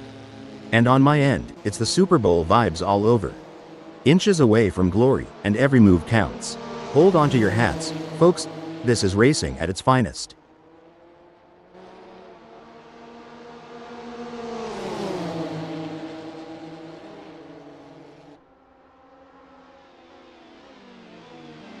Not Clinton Kakaten's been working the tire temps, and it's paying off. Grip's better than a kangaroo. Sorry to interrupt here, but Jury U's off the track. Reminds me of my first car, a real lemon. Drove straight but only in reverse. Well, butter my biscuit. Jorg U took a trip to the weeds. Must have thought they were at a barn dance the way they spun around. You can feel the rumble from here. Not Clinton Kakaten's in the thick of it, and they're not letting go. It's a battle of wills, and only the strongest will come out on top. Yeah, it's like the final lap of the Daytona 500. Pedal to the metal, eyes on the prize, and no room for error. This is what racing's all about.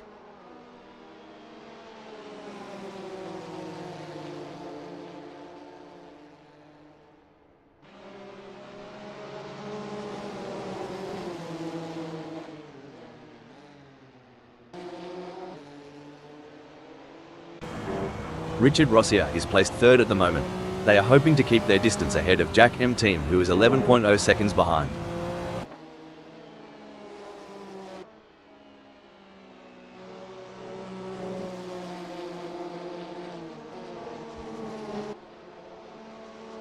Richard Rossier is pushing harder than a kangaroo in a boxing match, widening their lead over Jack M Team. They've found their rhythm like a didgeridoo player in full swing.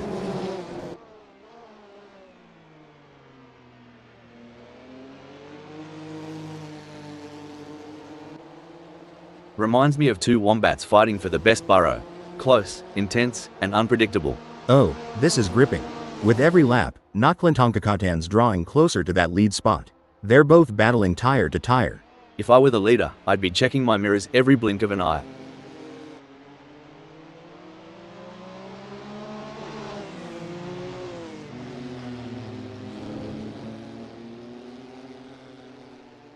Not Clinton Kakaten is trying their best, but can't seem to find the pace to keep up with Raimo Pedersen at the moment. The track conditions are looking good here today. The drivers will be able to push the cars to the limit, and it's going to make for some exciting racing. Not Clinton Kakaten's in an exciting position at second. They've been maintaining pace for a few laps now, and with the leader just within a whisper's distance, things are heating up. Absolutely. I think you would say it's tighter than a kangaroo in a sleeping bag up there. But yeah, every little decision now is crucial. One slip from the leader and our champ in second might just steal that top spot. You reckon Jack M team saw a spider in the cockpit? 'Cause they're running away from the front like it's Huntsman Central.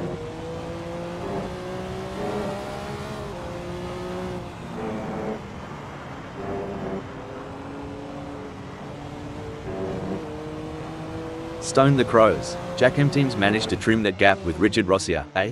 Must be the slipstream effect on this straight. Or maybe they've put down that beer. I reckon Jackham team's dialed in their camber settings. They're getting a much better contact patch on the tires, gaining on Richard Rossier with every twist and turn. Not Clinton Kakaten is pushing really hard, but as we know, pushing too hard can lead to other mistakes, like locking up the brakes or missing a shift. These drivers are walking a tightrope between pushing the limits and making costly errors.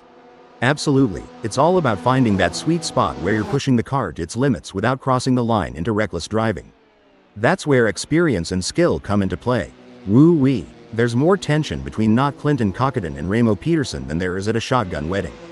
Pass the popcorn and let's see where this love story goes.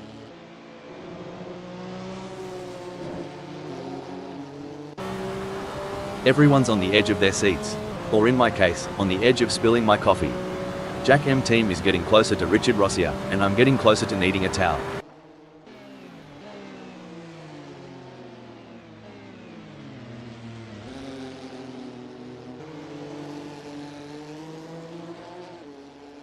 Fair dinkum, Jack M team's finding those aerodynamic sweet spots. Could be adjusting that front wing angle to cut through the air like a hot knife through butter.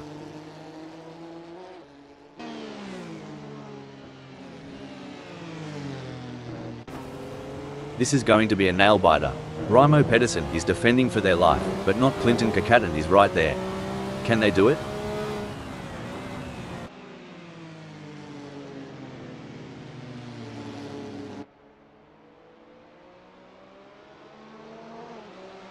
Well, butter my biscuit. Raimo Pedersen is no slouch, mate. That lap time's gonna give Not Clinton Kakaten some grey hairs. We will have to see if Not Clinton Kakaten has got any answers for that.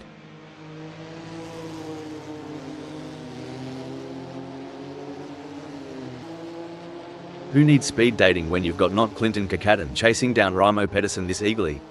Move over Tinder. This is how you swipe right at 100 miles per hour. This is where every inch counts.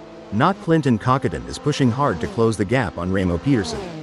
Absolutely, precision and control are key here. Knowing when to push and when to hold back can be the difference between winning and losing.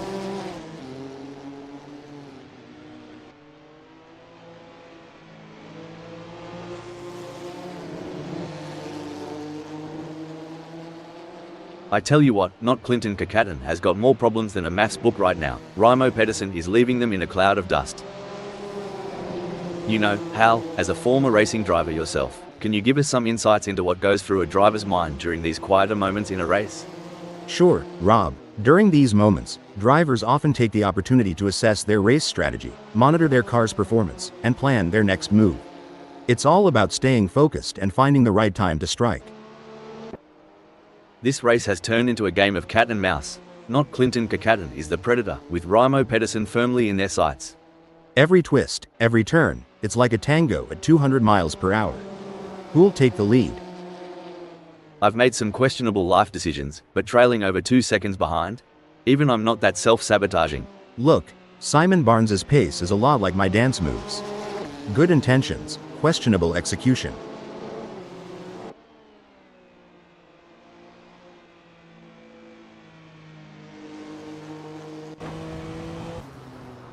Not Clinton Kakaten is locked in, mate. It's like watching a kangaroo chasing down that last bit of green in the outback. Every move is calculated, every turn precise. You said it, Rob. Over here, it'd be like a quarterback eyeing that end zone in the final seconds.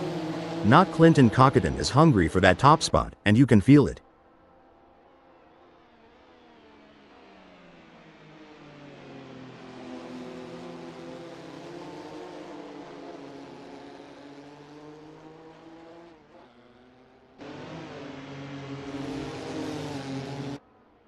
It's the classic cat and mouse game, but instead of cheese, the prize is a racing position. Can Simon Barnes steal it from Martin Tuip?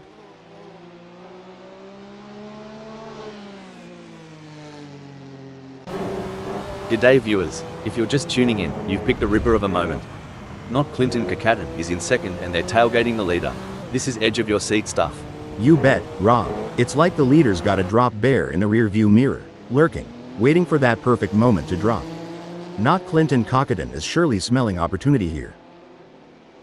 While Megasaurus 55 is not under immediate threat from Jerry Yu, they still need to stay focused and avoid any errors. Any slip-up could cost them their position.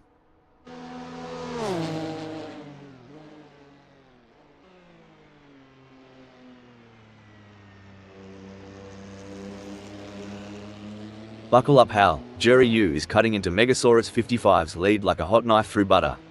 It's now down to 5.2 seconds. Here's the thing about racing, sometimes, it's not just about speed.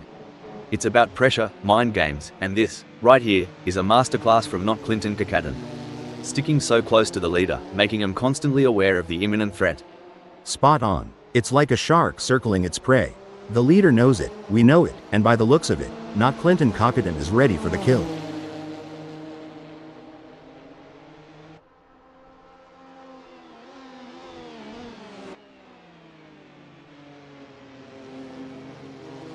Looks like Raimo Pedersen is legging it from Not Clinton Kakaten.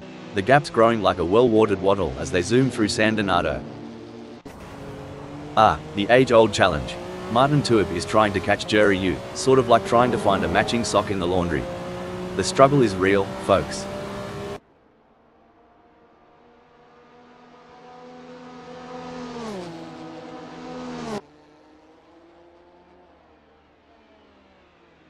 Well, don't come the raw prawn. Martin Tuip's giving it some stick, pulling Jerry Yu into a mere 62.0 seconds. This is where the race gets really exciting. Both drivers will be pushing to the limit to gain the advantage. As the race settles down, the drivers are really going at it. It's like watching a high-speed game of chess. One wrong move and it could be game over. But these drivers are masters of their craft, always thinking 3 steps ahead. That's right, and with the way they're maneuvering those cars, it's like they have superpowers. It's almost like they have the power of flight.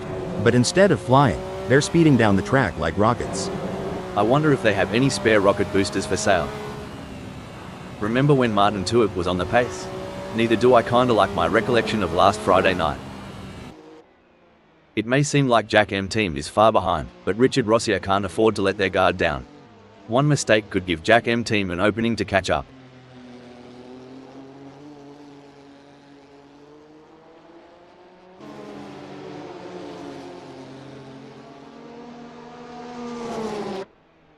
He's pulling away. Richard Rossier is increasing the gap to Jack M team.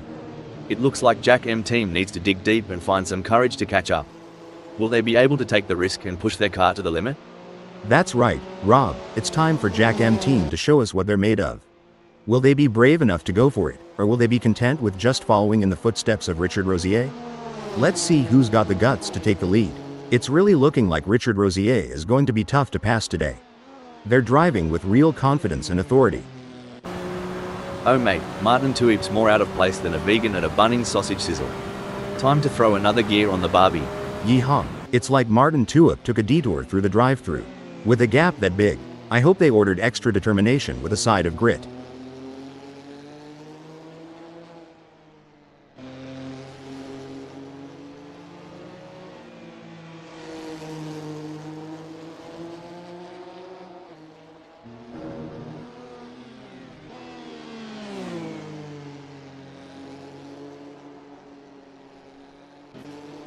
With steely determination and laser focus, Not Clinton Kakaten is homing in on Raimo Pedersen. The battle lines are drawn. Dang, not Clintonkakatan's chasing Ramo Peterson like a Southern belle after a gentleman with a fat wallet. This is racier than a late-night movie marathon.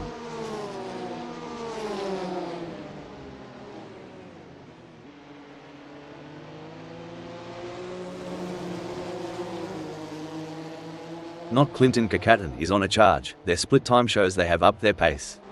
Can not Clinton Kakatan keep it together? As we enjoy seeing these titans of the track battle it out, let's not forget about the pit crews. Those guys and girls are like a well-oiled machine themselves. Absolutely. They're the unsung heroes of the racing world. But you know what they say, behind every great driver is an even greater pit crew.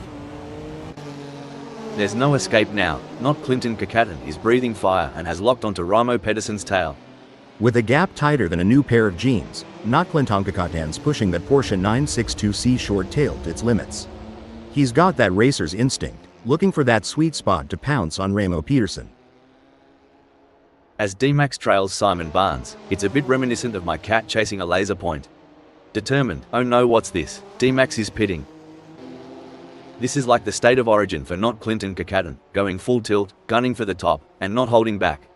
And on my end, it's the Super Bowl vibes all over. Inches away from glory, and every move counts. Hold on to your hats, folks, this is racing at its finest.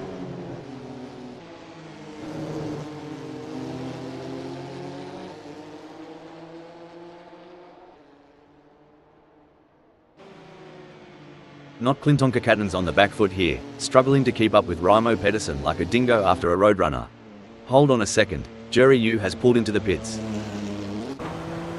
You Americans have your drive-thrus. Here, not Clinton Kakatan's trying to make this a drive past on Ramo Pedersen. Well, let's see if they can supersize that pass, or if they'll just get a side of disappointment. Looks like not Clinton Kakatan has got more moves than a cowboy in a honky-tonk bar. Ramo Peterson better watch out or he'll be two-stepped right off the track.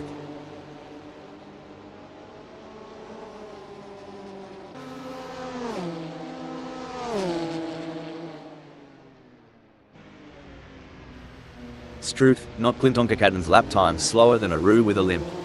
Wonder if they've had a few too many frothies last night? Ramo Pedersen's not waiting around to find out. Crikey, Ramo Pedersen's playing hardball today. Closing off those gaps like a tight-knit woolly jumper. Good luck weaving through that one, not Clinton Kakatan.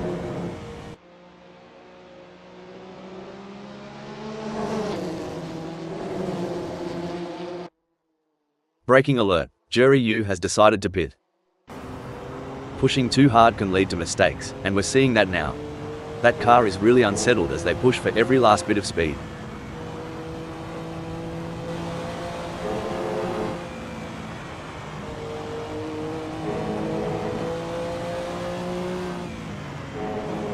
The gap between not Clinton Kakatan and Ramo Pedersen is widening. It's now up to 1.5 seconds.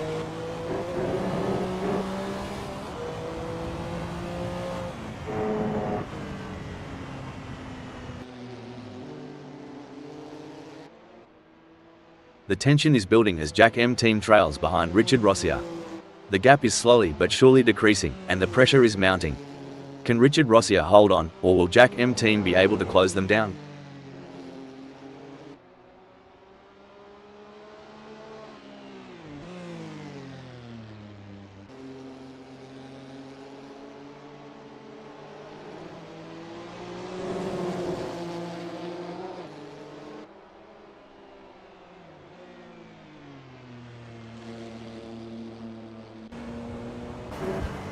It's a classic case of chasing down the car ahead for Megasaurus 55, who is currently in P5.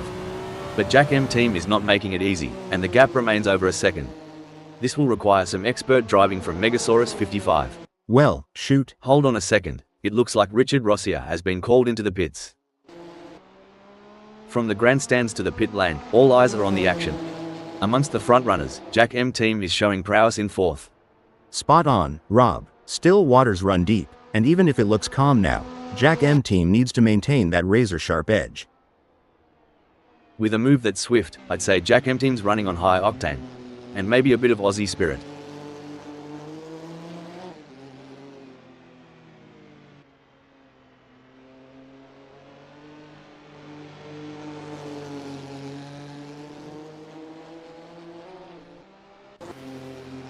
This is where the skill and experience of the drivers really come into play. Jury U will need to stay focused and keep pushing, even when the gap seems insurmountable. It's not over until the checkered flag drops. Speaking of rhythm, have you heard Martin Toup's favorite song? Maybe you can play it to distract them and close that gap. Just a thought.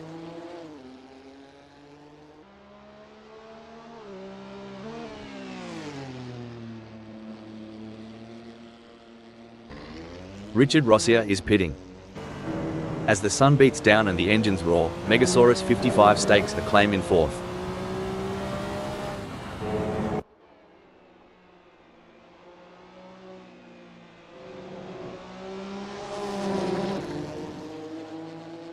Megasaurus 55 couldn't hold back the tide. Richard Rossier is shaving off seconds like a barber on a busy morning. You ever wonder, Rob, how much preparation goes into each race weekend? It's not just about the driver, but the hundreds behind the scenes, making every little detail count. Oh, absolutely. The hours spent in the simulator, the mechanics working overnight on those tweaks. Racing is as much about team spirit and dedication as it is about speed on the track. It's a collective masterpiece. You can feel the focus radiating from Megasaurus 55, confidently holding onto the fourth. Indeed, but in the fast lane, there's no time to relax. Megasaurus 55's grip on fourth will be tested. Tell ya what, not Clinton Kakatan's trailing harder than my belt after Christmas dinner. Reckon he's got a plan up his sleeve, or is he just here for the sausage sizzle? Dang, not Clinton Cockatan is so far back, he might start seeing last week's race. But hey, in racing, as in love, persistence is key. Right, y'all?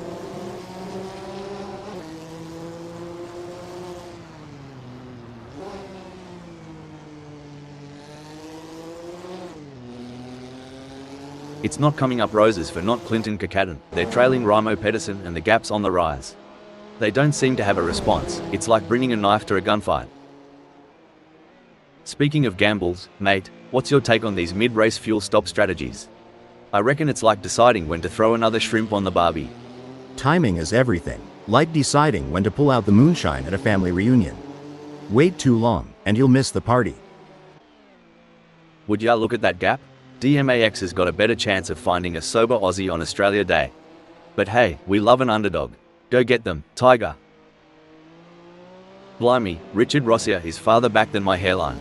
But you know what they say about Aussies? Never say die. Unless it's a spider. Then just run. When you talk about experience, it's like saying I've experienced my mother-in-law's cooking. Doesn't mean I want to do it again. But Richard Rossier, keep pushing.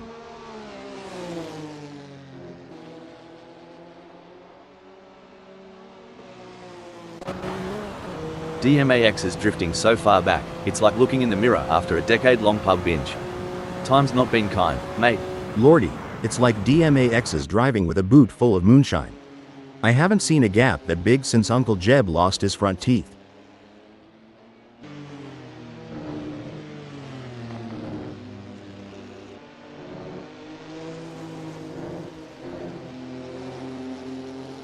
It's not looking good for D-Max. They are still behind Simon Barnes and the gap is increasing. They are gonna need to dig a bit deeper to turn this around. The gap between Raimo Pedersen and not Clinton Kakatan may be wide, but that doesn't mean Raimo Pedersen is safe. They have to keep their concentration and avoid any lapses in performance.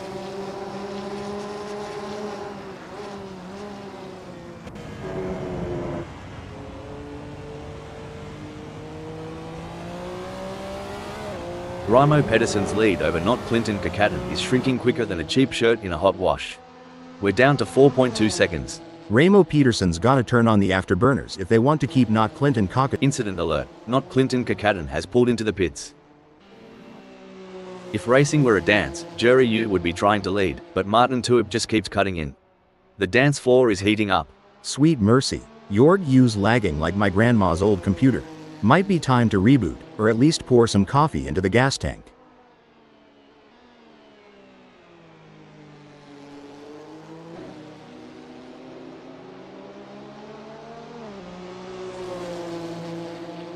The best laid plans of mice and men hal, but it's certainly not going to plan for Jury U right now as they are struggling to keep up with Martin Tuip. It's all about consistency for Simon Barnes, who is currently 8th. Definitely Rob. But they can't afford to get complacent. They have to keep pushing hard to stay in the game.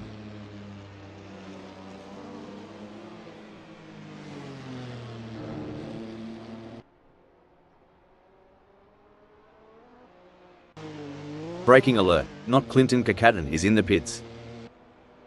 Not stop the press, not Clinton Kakaten has decided to pit.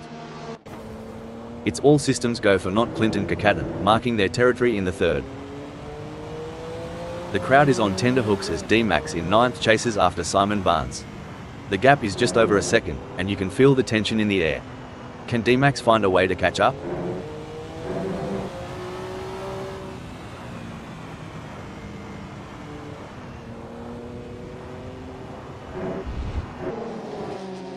The gap between D-Max and Simon Barnes is growing. It's now up to 120. Hold that thought. Hold the phone. It looks like Raimo Pedersen has been called into the pits.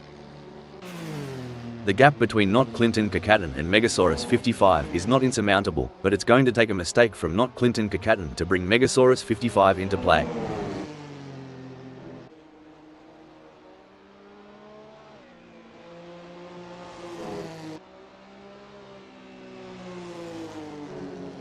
It seems like not Clinton Kakaten is struggling. They are not able to maintain their pace. Can not Clinton Kakaten refocus and start putting in the lap times we know they're capable of?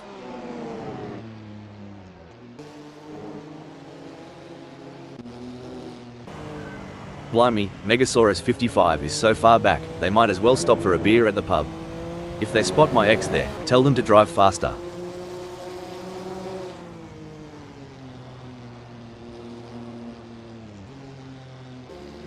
Raimo Pedersen is pitting.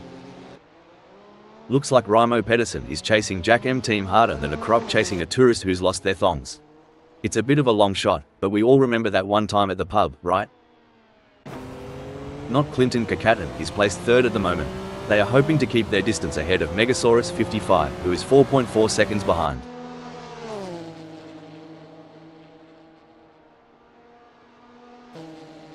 Braking alert, Megasaurus 55 has pulled into the pits. The rumble braking development, Megasaurus 55 has decided to pit. 3 cars in perfect formation, creating a moving train on the circuit. They're using the slipstream to gain an advantage, but who will make the decisive move? Exactly, Rob. It's like a high-stakes chess match on wheels. These drivers are analyzing every move and trying to anticipate their opponent's next move. It's a true test of their mental acuity. Tell ya what, Jerry Yu is trailing like my mate Dave after a bender. Hope there's no random testing today.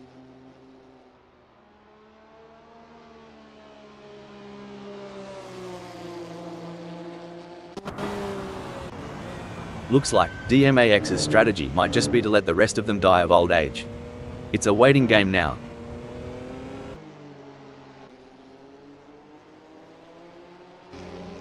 Braking development, it looks like Megasaurus 55 has been called into the pits. While Megasaurus 55 is not under immediate threat from Martin Tuitt, they still need to stay focused and avoid any errors. Any slip-up could cost them their position. Megasaurus 55's setting the pace out there. Now, it's on Martin Tuitt to find the rhythm and get back in this dance. Even though not Clinton Kakaten is a fair way behind Raimo Pedersen, they can't afford to let their guard down. Raimo Pedersen is still vulnerable to mistakes. That's very true, and not Clinton Kakaten knows that as well. They have to drive their own race and wait for Raimo Pedersen to make a mistake, if they want to have any chance of overtaking.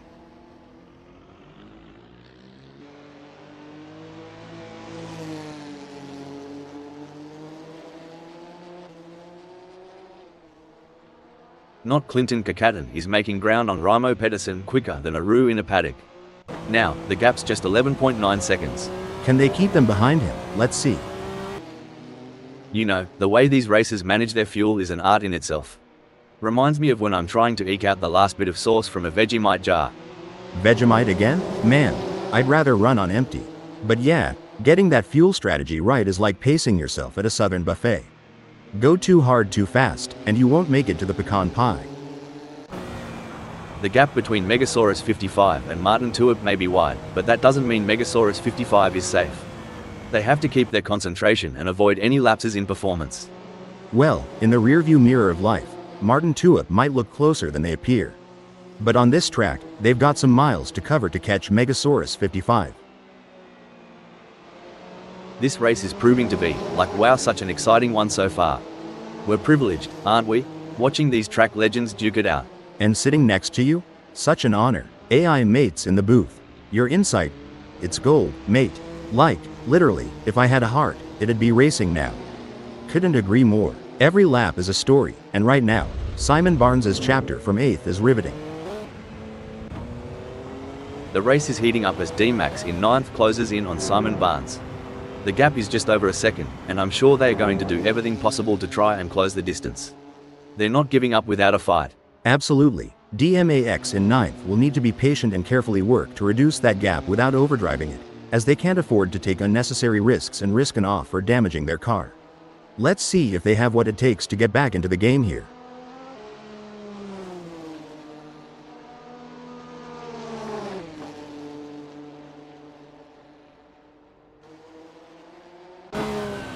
Jury U's so far off pace, they might be better off in a hearse. At least then someone would be pushing from behind.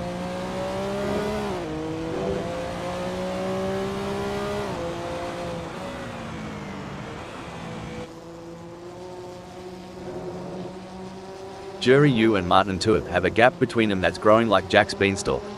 We're talking 40.8 seconds now.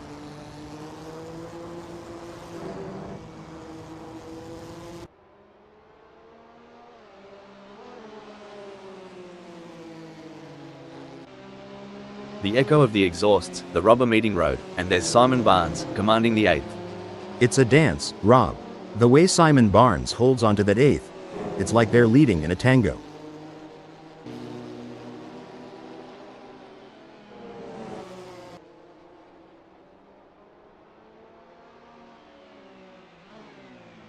Simon Barnes has turned up the heat and put some shrimp between them and D-Max, making a fair dinkum gap.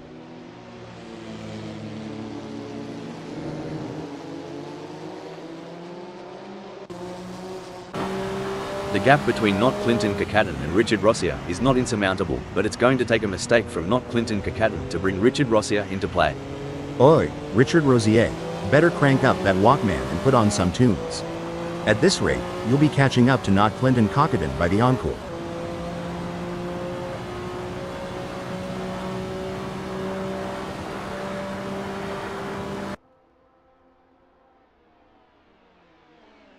As fast as a cut snake, not Clinton Kakaten is moving away from Richard Rossier. Seems like not Clinton Kakaten has got the wind in their sails, but will Richard Rossier be able to weather the storm? You said it, Rob, with great power comes great responsibility. But sometimes, these drivers forget that and let their egos take the wheel. Let's hope they keep their eyes on the road and not on their own reflections in the mirror. Look at the way the drivers are hugging those corners, it's like they're on rails. Speaking of rails, did you know that the first racetrack was built on a railway in 1896? I bet those drivers were chugging along. Ha ha, I bet they were. But things have come a long way since then, haven't they? Definitely. It's amazing to think about the technology that goes into these cars now. I mean, they have more computing power than some countries. Hollywood couldn't script this better. DMAX is shadowing Simon Barnes, waiting for the slightest misstep.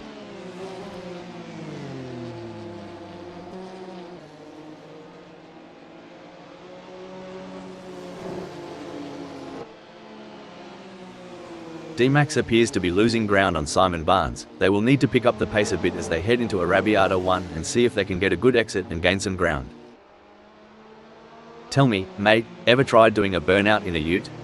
It's bloody bonza. A ute? You guys and your funny names. That's just a pickup, right? Trust me, I've burnt more rubber than you've had shrimp on the Barbie. It may seem like Richard Rossier is far behind, but not Clinton Kakaten can't afford to let their guard down. One mistake could give Richard Rossier an opening to catch up. Sorry to interrupt here, but Jury U is pitting. The race is really heating up. D-Max is hunting down Simon Barnes with everything they've got. You can see that car bouncing around as they ride the curves. It's a risky move that could end in disaster.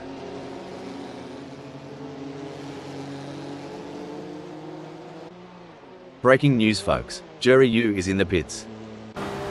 The race has its rhythm, and right now, Simon Barnes is dancing to its beat at 8th.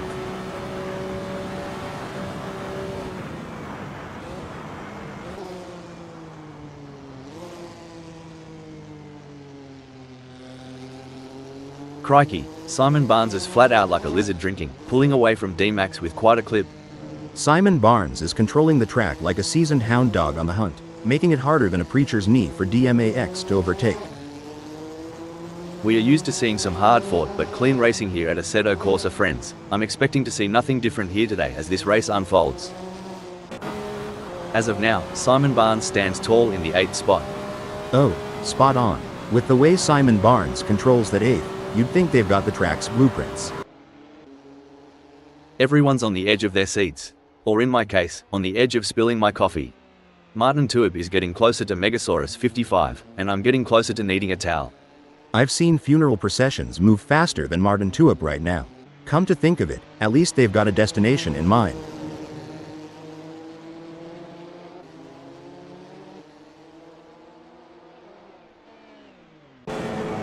Jack M team is placed first at the moment. They are hoping to keep their distance ahead of Raimo Pedersen, who is 13.5 seconds behind.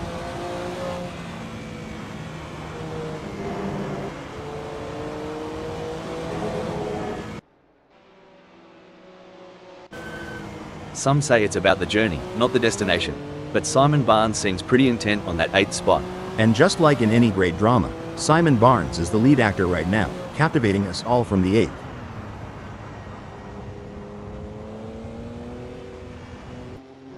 Cricky, Martin Tuib's got more ground to cover than I do at the family barbecue when Auntie Sharon's had one too many. Good luck, mate.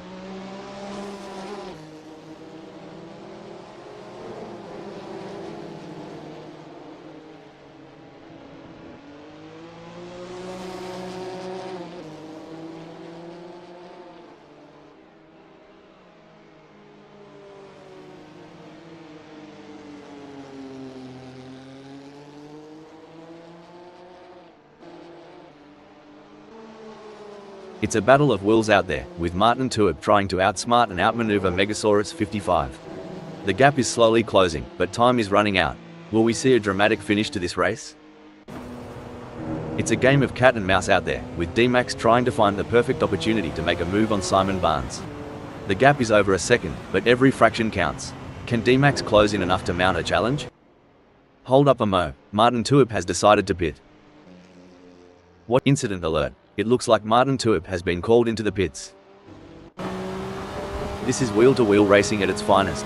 The drivers are practically glued together as they fight for every inch of track. It's a battle you don't want to miss. I'm on the edge of my seat, Rob. The door-to-door action is exhilarating. The bravery required to go side by side like that is something only the best drivers possess. If Richard Rossier goes any slower, they'll join me in my failed dreams collection.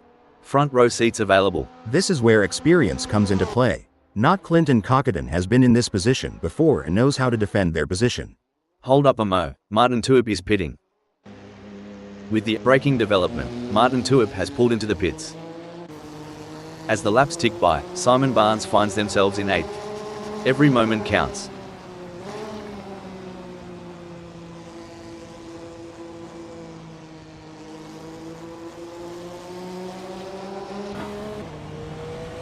D-Max is gaining on Simon Barnes quicker than a croc on a wallaby. It's a blink and you'll miss it situation with 132.0 seconds separating them.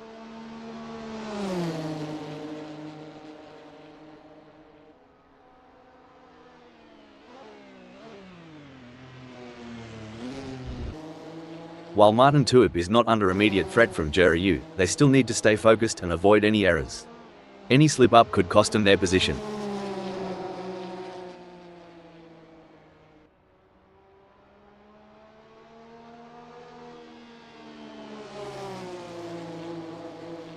Impressive driving from Martin Tuib, who has managed to extend their lead over Jerry. They are walking away at this point. Does Jerry have anything in reserve?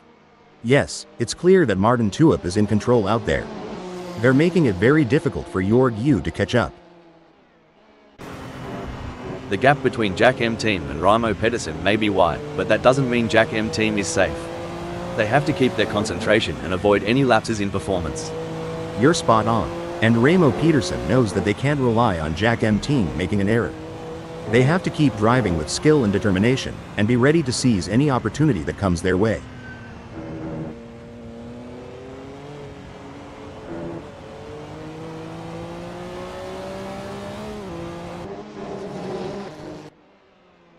Struth, Jack M team's driving like they've stolen it, putting some serious distance between themselves and Raimo Pedersen.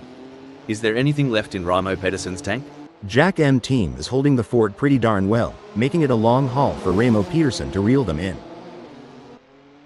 The gap between Martin Tuip and Jerry Yu is not insurmountable, but it's going to take a mistake from Martin Tuip to bring Jerry Yu into play.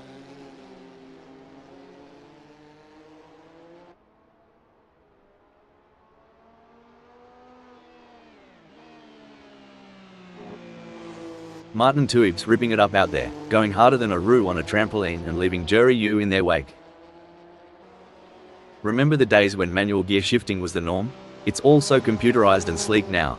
Oh, the memories. But I must admit, I do admire the finesse of today's paddle shifters. Gives me a whole new level of appreciation for the blend of man, machine, and tech. It may seem like Jerry Yu is far behind, but Martin Tuip can't afford to let their guard down. One mistake could give Jerry Yu an opening to catch up. The age-old challenge. Jerry Yu is trying to catch Martin Tuip, sort of like trying to find a matching sock in the laundry. The struggle is real, folks. It's going to be tough for Jorg Yu, as Martin Tuip seems to have found their rhythm. But anything can happen in racing, and we've seen Jorg Yu pull off some impressive moves before. I'm excited to see if they can make it happen again.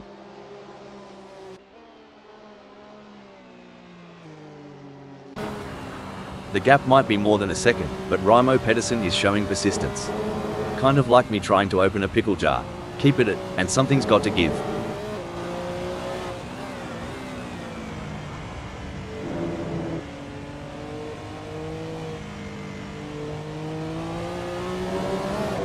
Remember when we thought Raimo Pedersen had peaked? Think again. They're harnessing every bit of downforce and it's making Jack M team's mirrors awfully busy. He's waiting on that golden chance like a hound on a pork chop.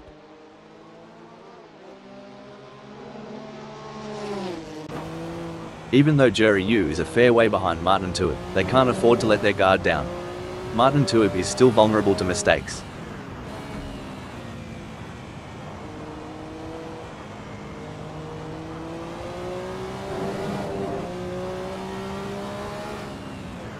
Impressive stuff from Martin Tuip, who has managed to pull away from Jerry Yu, leaving him choking in their exhaust fumes. It's clear that Martin Tuip is dominating right now. They're making it very difficult for Jorg Yu to catch up.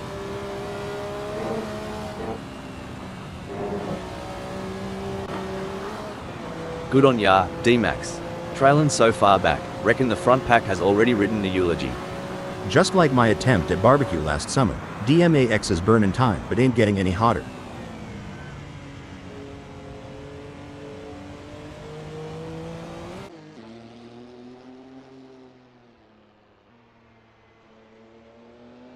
Things are looking as crook as Rookwood for D-Max, lagging behind Simon Barnes and the gap stretching out like a long country road.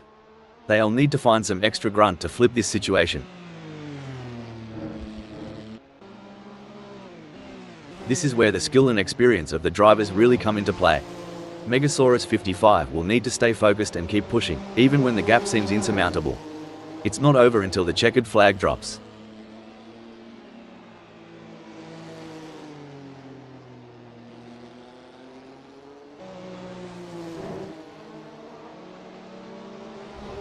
The excitement is palpable. This is going to be a race for the ages. The drivers are executing their strategies to perfection, making the most of every opportunity. This is what top-level racing is all about. Tell ya what, Megasaurus 55's trailing harder than my belt after Christmas dinner. Reckon he's got a plan up his sleeve, or is he just here for the sausage sizzle? Gee whiz, Megasaurus 55 is so far back, I'm half expecting to see tumbleweeds blow past. Maybe a vulture or two. Jack M team is placed first at the moment. They are hoping to keep their distance ahead of Raimo Pedersen, who is 15.3 seconds behind. You know, it's like Jack M team's out on a Sunday Arvo drive. They can see Raimo Pedersen in the rear view, but there's no rush, mate. From where we're sitting, Simon Barnes seems unmovable from that 8th. Yes, and in this high-octane opera, Simon Barnes's voice resonates the loudest from that 8th.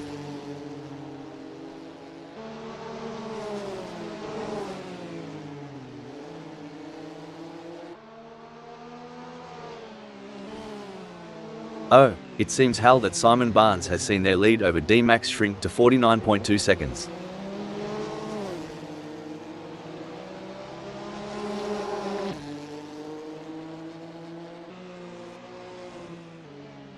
Remember when Jerry Yu was on the pace? Neither do I, kinda like my recollection of last Friday night.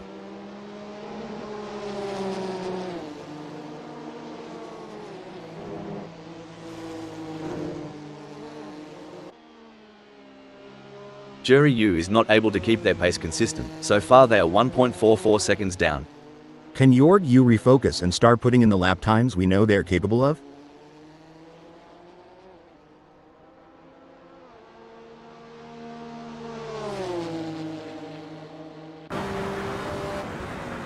Blimey, Raimo Pedersen is farther back than my hairline.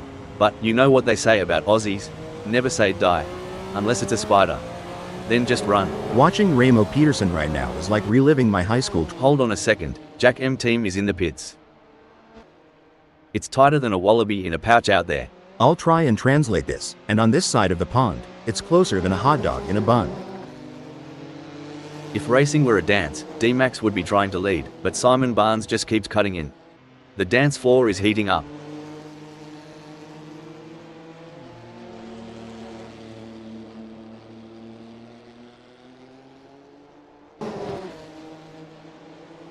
It looks like D-Max is making a move. The gap to Simon Barnes is now down to 63.8 seconds. In the midst of this high-octane spectacle, Simon Barnes' skill is shining through as they claim 8th. They say racing's a game of nerves, and Simon Barnes is surely holding theirs, keeping that 8th spot warm. Not much room to breathe for Richard Rossier with Jack M team trailing so close. I reckon we'll see a move soon, especially at Redolinho.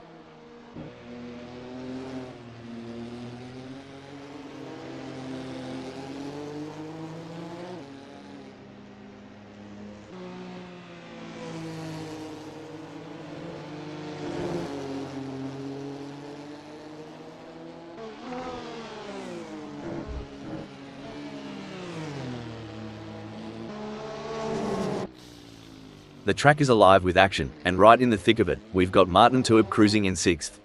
You've nailed it. The track is a battleground, and Martin Tuip's position is their fortress. Let's see how long they hold the fort.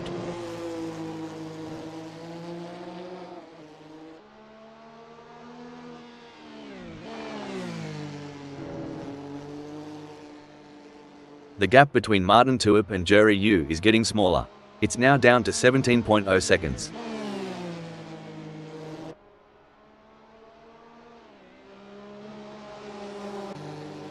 The gap between Not Clinton Kakaten and Richard Rossier may be wide, but that doesn't mean Not Clinton Kakaten is safe. They have to keep their concentration and avoid any lapses in performance. Absolutely right. Rob and Richard Rossier knows that too. They have to keep driving at their best if they want to take advantage of any opportunity that comes their way.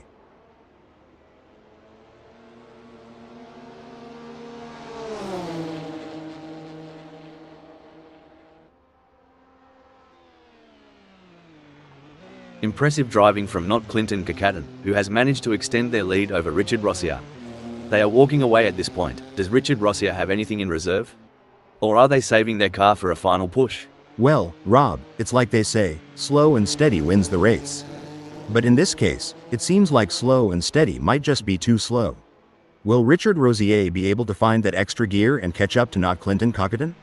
Or will they end up saving their car for nothing and run out of gas at the finish line? Oh mate, Megasaurus 55's more out of place than a vegan at a Bunnings sausage sizzle. Time to throw another gear on the Barbie. My mama used to say, you can't shine if you don't try. Guess Megasaurus 55 missed that lesson. Just like my pie making class.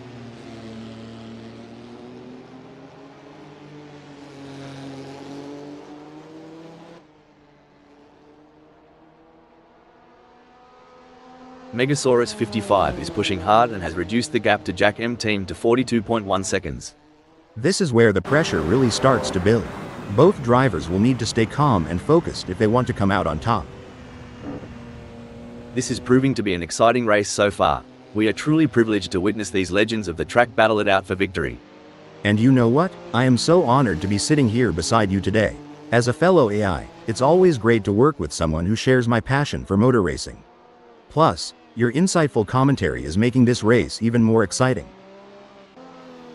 Creaky, Jack M Team sticking to Richard Rossier like Vegemite on toast. This is more tense than a possum in headlights. The mental game is just as important here.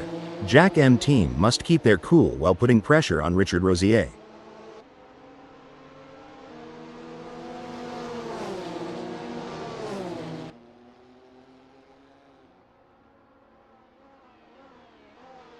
The gap between Jack M Team and Richard Rossier is fading faster than the last rays of the outback sun. With every lap, I can see Jack M Team making micro adjustments on that steering wheel, refining traction control. They're itching to show Richard Rossier their taillights. Blimey, Richard Rossier is playing a tight game of footy on this track.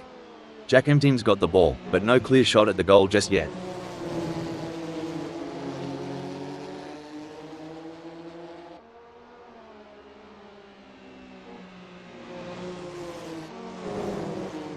It seems like Richard Rossier is pushing. They are on for recording their best lap so far this race.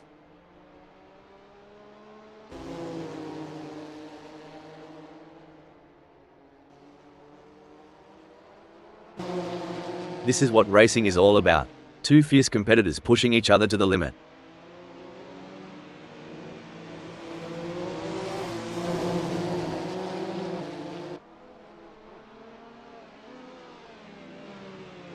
Strike a light. Jack M Team is throwing out numbers like they're buying rounds at the pub. Richard Rossier, did that sting a bit?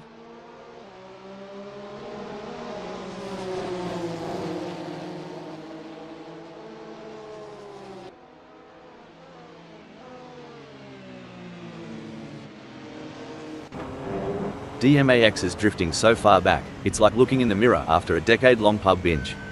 Time's not been kind, mate. Y'all remember the tortoise and the hare? Well, DMAX is neither. More like a snail with commitment issues. In a race where seconds count, Jury U is counting on less of them between themselves and Martin Tuib. Much like I'm counting on less seconds until lunchtime.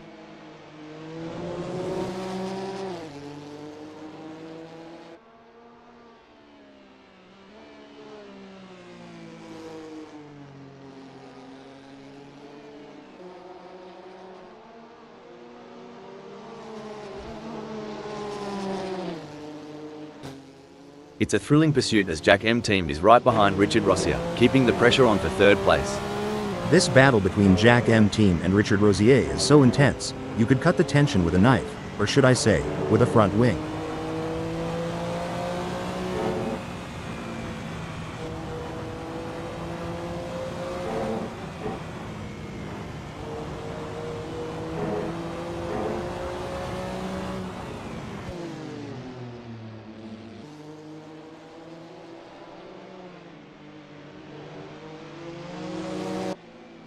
Jack M Team is looking to take advantage of that aero as they get in range of Richard Rossier. That's gonna give him the pull they need to mount a challenge very soon.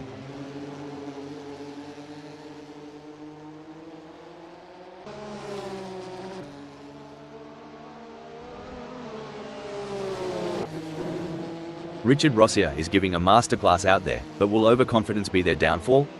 Indeed, Rob, pride comes before a fall. Let's see if Jack M Team can capitalize on any mistake. Now, that's what I'm talking about. Jack M Team is proper nipping at Richard Rossier's heels. Are they thinking of making a lunge? Only time will tell. This is getting heated. With Jack M Team nipping at the heels of Richard Rossier, they're gonna make Busine one to remember.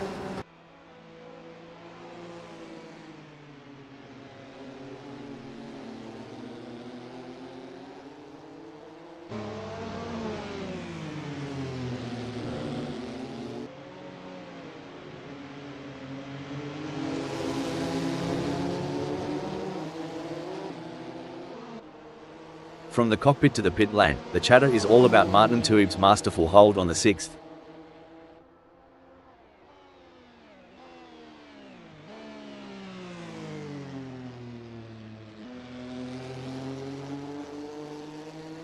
A commanding performance from Martin Tuib, who has increased their lead over Jury U, putting them firmly in their rearview mirrors.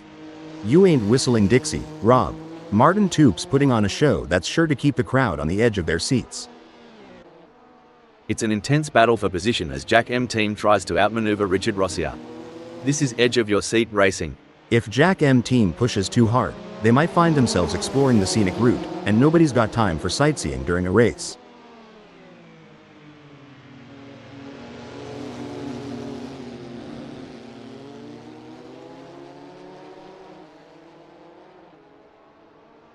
Bloody ripper. Jack M team's just made Richard Rossia look like they're on a Sunday drive with that scorcher of a lap.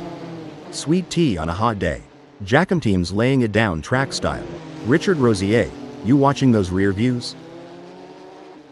What do you think, Hal? Are there any specific factors that could lead to a driver losing concentration during a race? There are several factors, Rob. Fatigue, stress, changing track conditions, or even issues within the team can all contribute to a lapse in concentration. It's essential for drivers to stay mentally resilient and adapt to these challenges. The action is non-stop as Jack M team shadows Richard Rossia through every twist and turn, determined to claim third.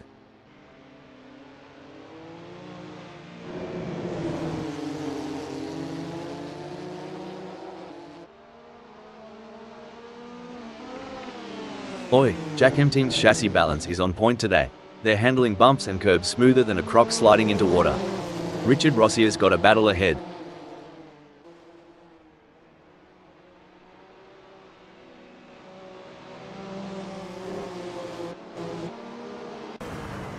It's looking good for Simon Barnes, sitting in 8th.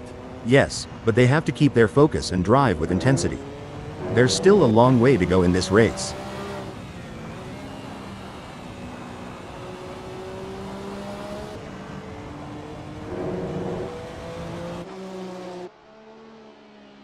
Simon Barnes is losing time to D-Max like a leaky tap dripping water. A bit more slip, and we'll be in for a real dogfight.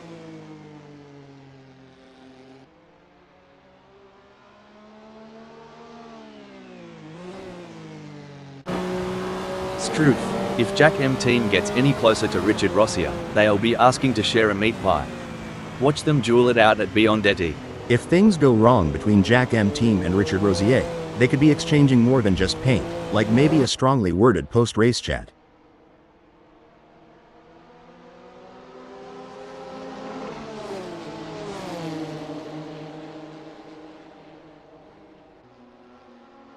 Well, I'll be a monkey's Uncle Hal, but Jack M team's plans have gone walkabout right now. They're having a proper Barry Crocker keeping up with Richard Rossia. It's the classic cat and mouse game, but instead of cheese, the prize is a racing position. Can D-Max steal it from Simon Barnes?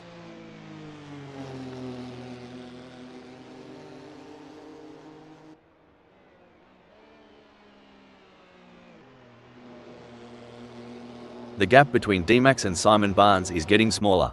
Well, butter my butt and call me a biscuit. DMAX is using that draft from Simon Barnes real effectively, shaving off tenths every lap.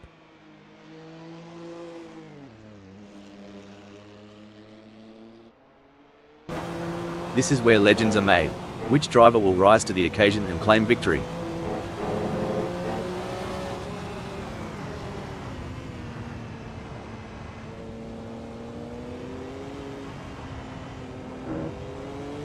Crikey, Jack M team's looking like they've been caught in a rip, struggling to keep up with the pace set by Richard Rossia. Hope they find their feet soon.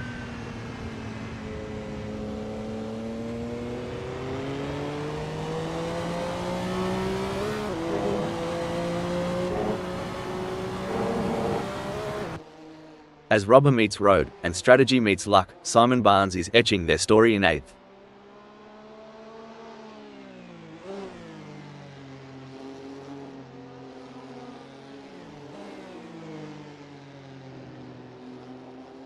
Simon Barnes is burning rubber like there's no tomorrow. D-Max needs to show some ticker if they want to close that gap. Well, Rob, as we say in North Carolina, the race ain't over till the checkered flag. Let's see if DMAX has some tricks up their sleeve.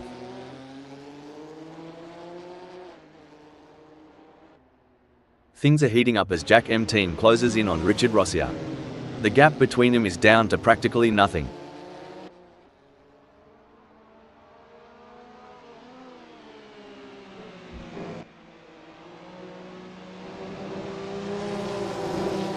Looks like Jack M team remembered to twist that anti-roll bar, giving him better cornering.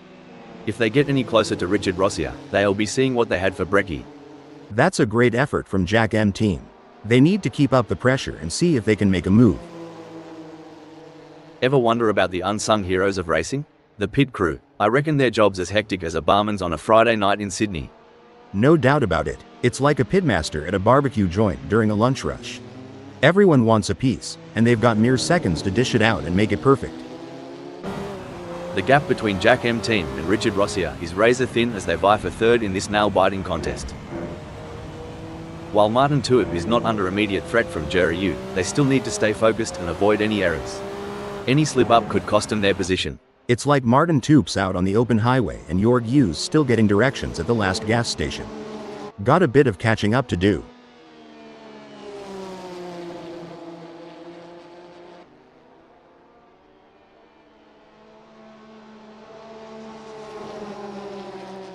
It looks like Jerry Yu is starting to catch up to Martin Tuip. The gap is now down to 17.4 seconds. Jorg Yu is hot on Martin Tuip's trail like a Carolina Reaper. This is shaping up to be a nail-biter, folks. You know, back in Oz, we have a saying, flat out like a lizard drinking. That's exactly what Martin Tuip is doing right now. I've always wondered, what's that even mean? Lizards, drinks, racing? Y'all have a wild imagination down under. Things are getting spicy as Jack M team is breathing down Richard Rossia's neck. The gap? Mate, you couldn't slide a credit card between them. This is where the mental game comes into play. Who will keep their cool under pressure? Jack M team or Richard Rosier? It's anyone's race. The gap between not Clinton Kakaten and Richard Rossia is not insurmountable, but it's going to take a mistake from not Clinton Kakaten to bring Richard Rossia into play. I've seen kangaroos that close the gap quicker in the bush than Richard Rosier is doing now. They've got their work cut out for them. This is what high-octane racing looks like. Jack M team is breathing down the neck of Richard Rossia, not giving him any room to relax. It's a battle of nerves now. Who will make the first mistake? Jack M team or Richard Rosier? This is high-stakes racing. Even though Jerry Yu is a fair way behind Martin Tuip, they can't afford to let their guard down. Martin Tuip is still vulnerable to mistakes. It's a game of inches and miles. Right now, Martin Tuip's got the miles, and Jorg Yu's counting the inches.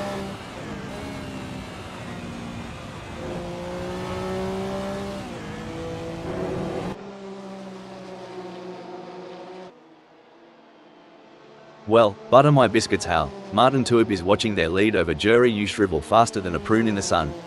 We're down to just 10.9 seconds. Will Martin Tuip keep Jorg Yu in the rearview? Only time will tell. These drivers, top-notch athletes. It's not just about being quick. They've got stamina, reflexes, and they've got to think faster than a kangaroo on a trampoline. I'd pay to see that. A kangaroo on a trampoline? But yeah, their mental and physical game has to be on point for these races. Blimey, Jack M team is closing in on Richard Rossia like they owe them money. This duel is going to light up Poggio Secco. If Jack M team gets any closer, they might as well ask Richard Rosier for a piggyback ride. Martin Tuip is placed 6th at the moment. They are hoping to keep their distance ahead of Jerry Yu, who is 14.8 seconds behind. It looks like Raimo Pedersen has found another gear in the last sector of the race. That's an impressive burst of speed. It's all but said and done now. And there it is. Raimo Pedersen has completed the race in first place, setting a blistering pace that none of the other drivers could match. That was a true masterclass in driving from Raimo Pedersen. You could see them making split-second decisions with total confidence, and it really paid off. What a performance. Megasaurus 55, and Jerry Yu in 5th and 7th.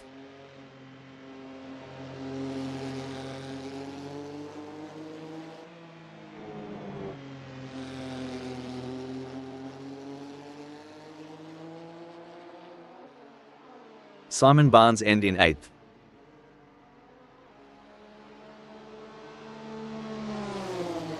Some might say that second place is the first loser, but not Clinton Kakaten certainly doesn't see it that way. They put in a phenomenal effort and should be proud of their impressive result. Impressive performance. They pushed themselves to the limit for a fantastic second place finish. Excellent focus from Richard Rossia to secure a fantastic third place on the podium. Coming in 4th we have Jack M team.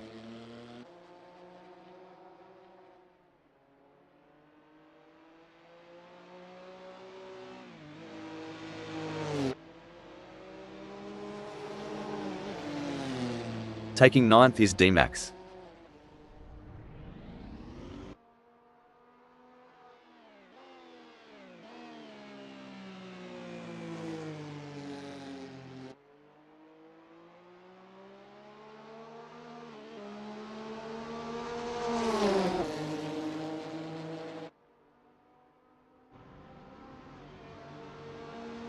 Martin Tuer brings home 6th.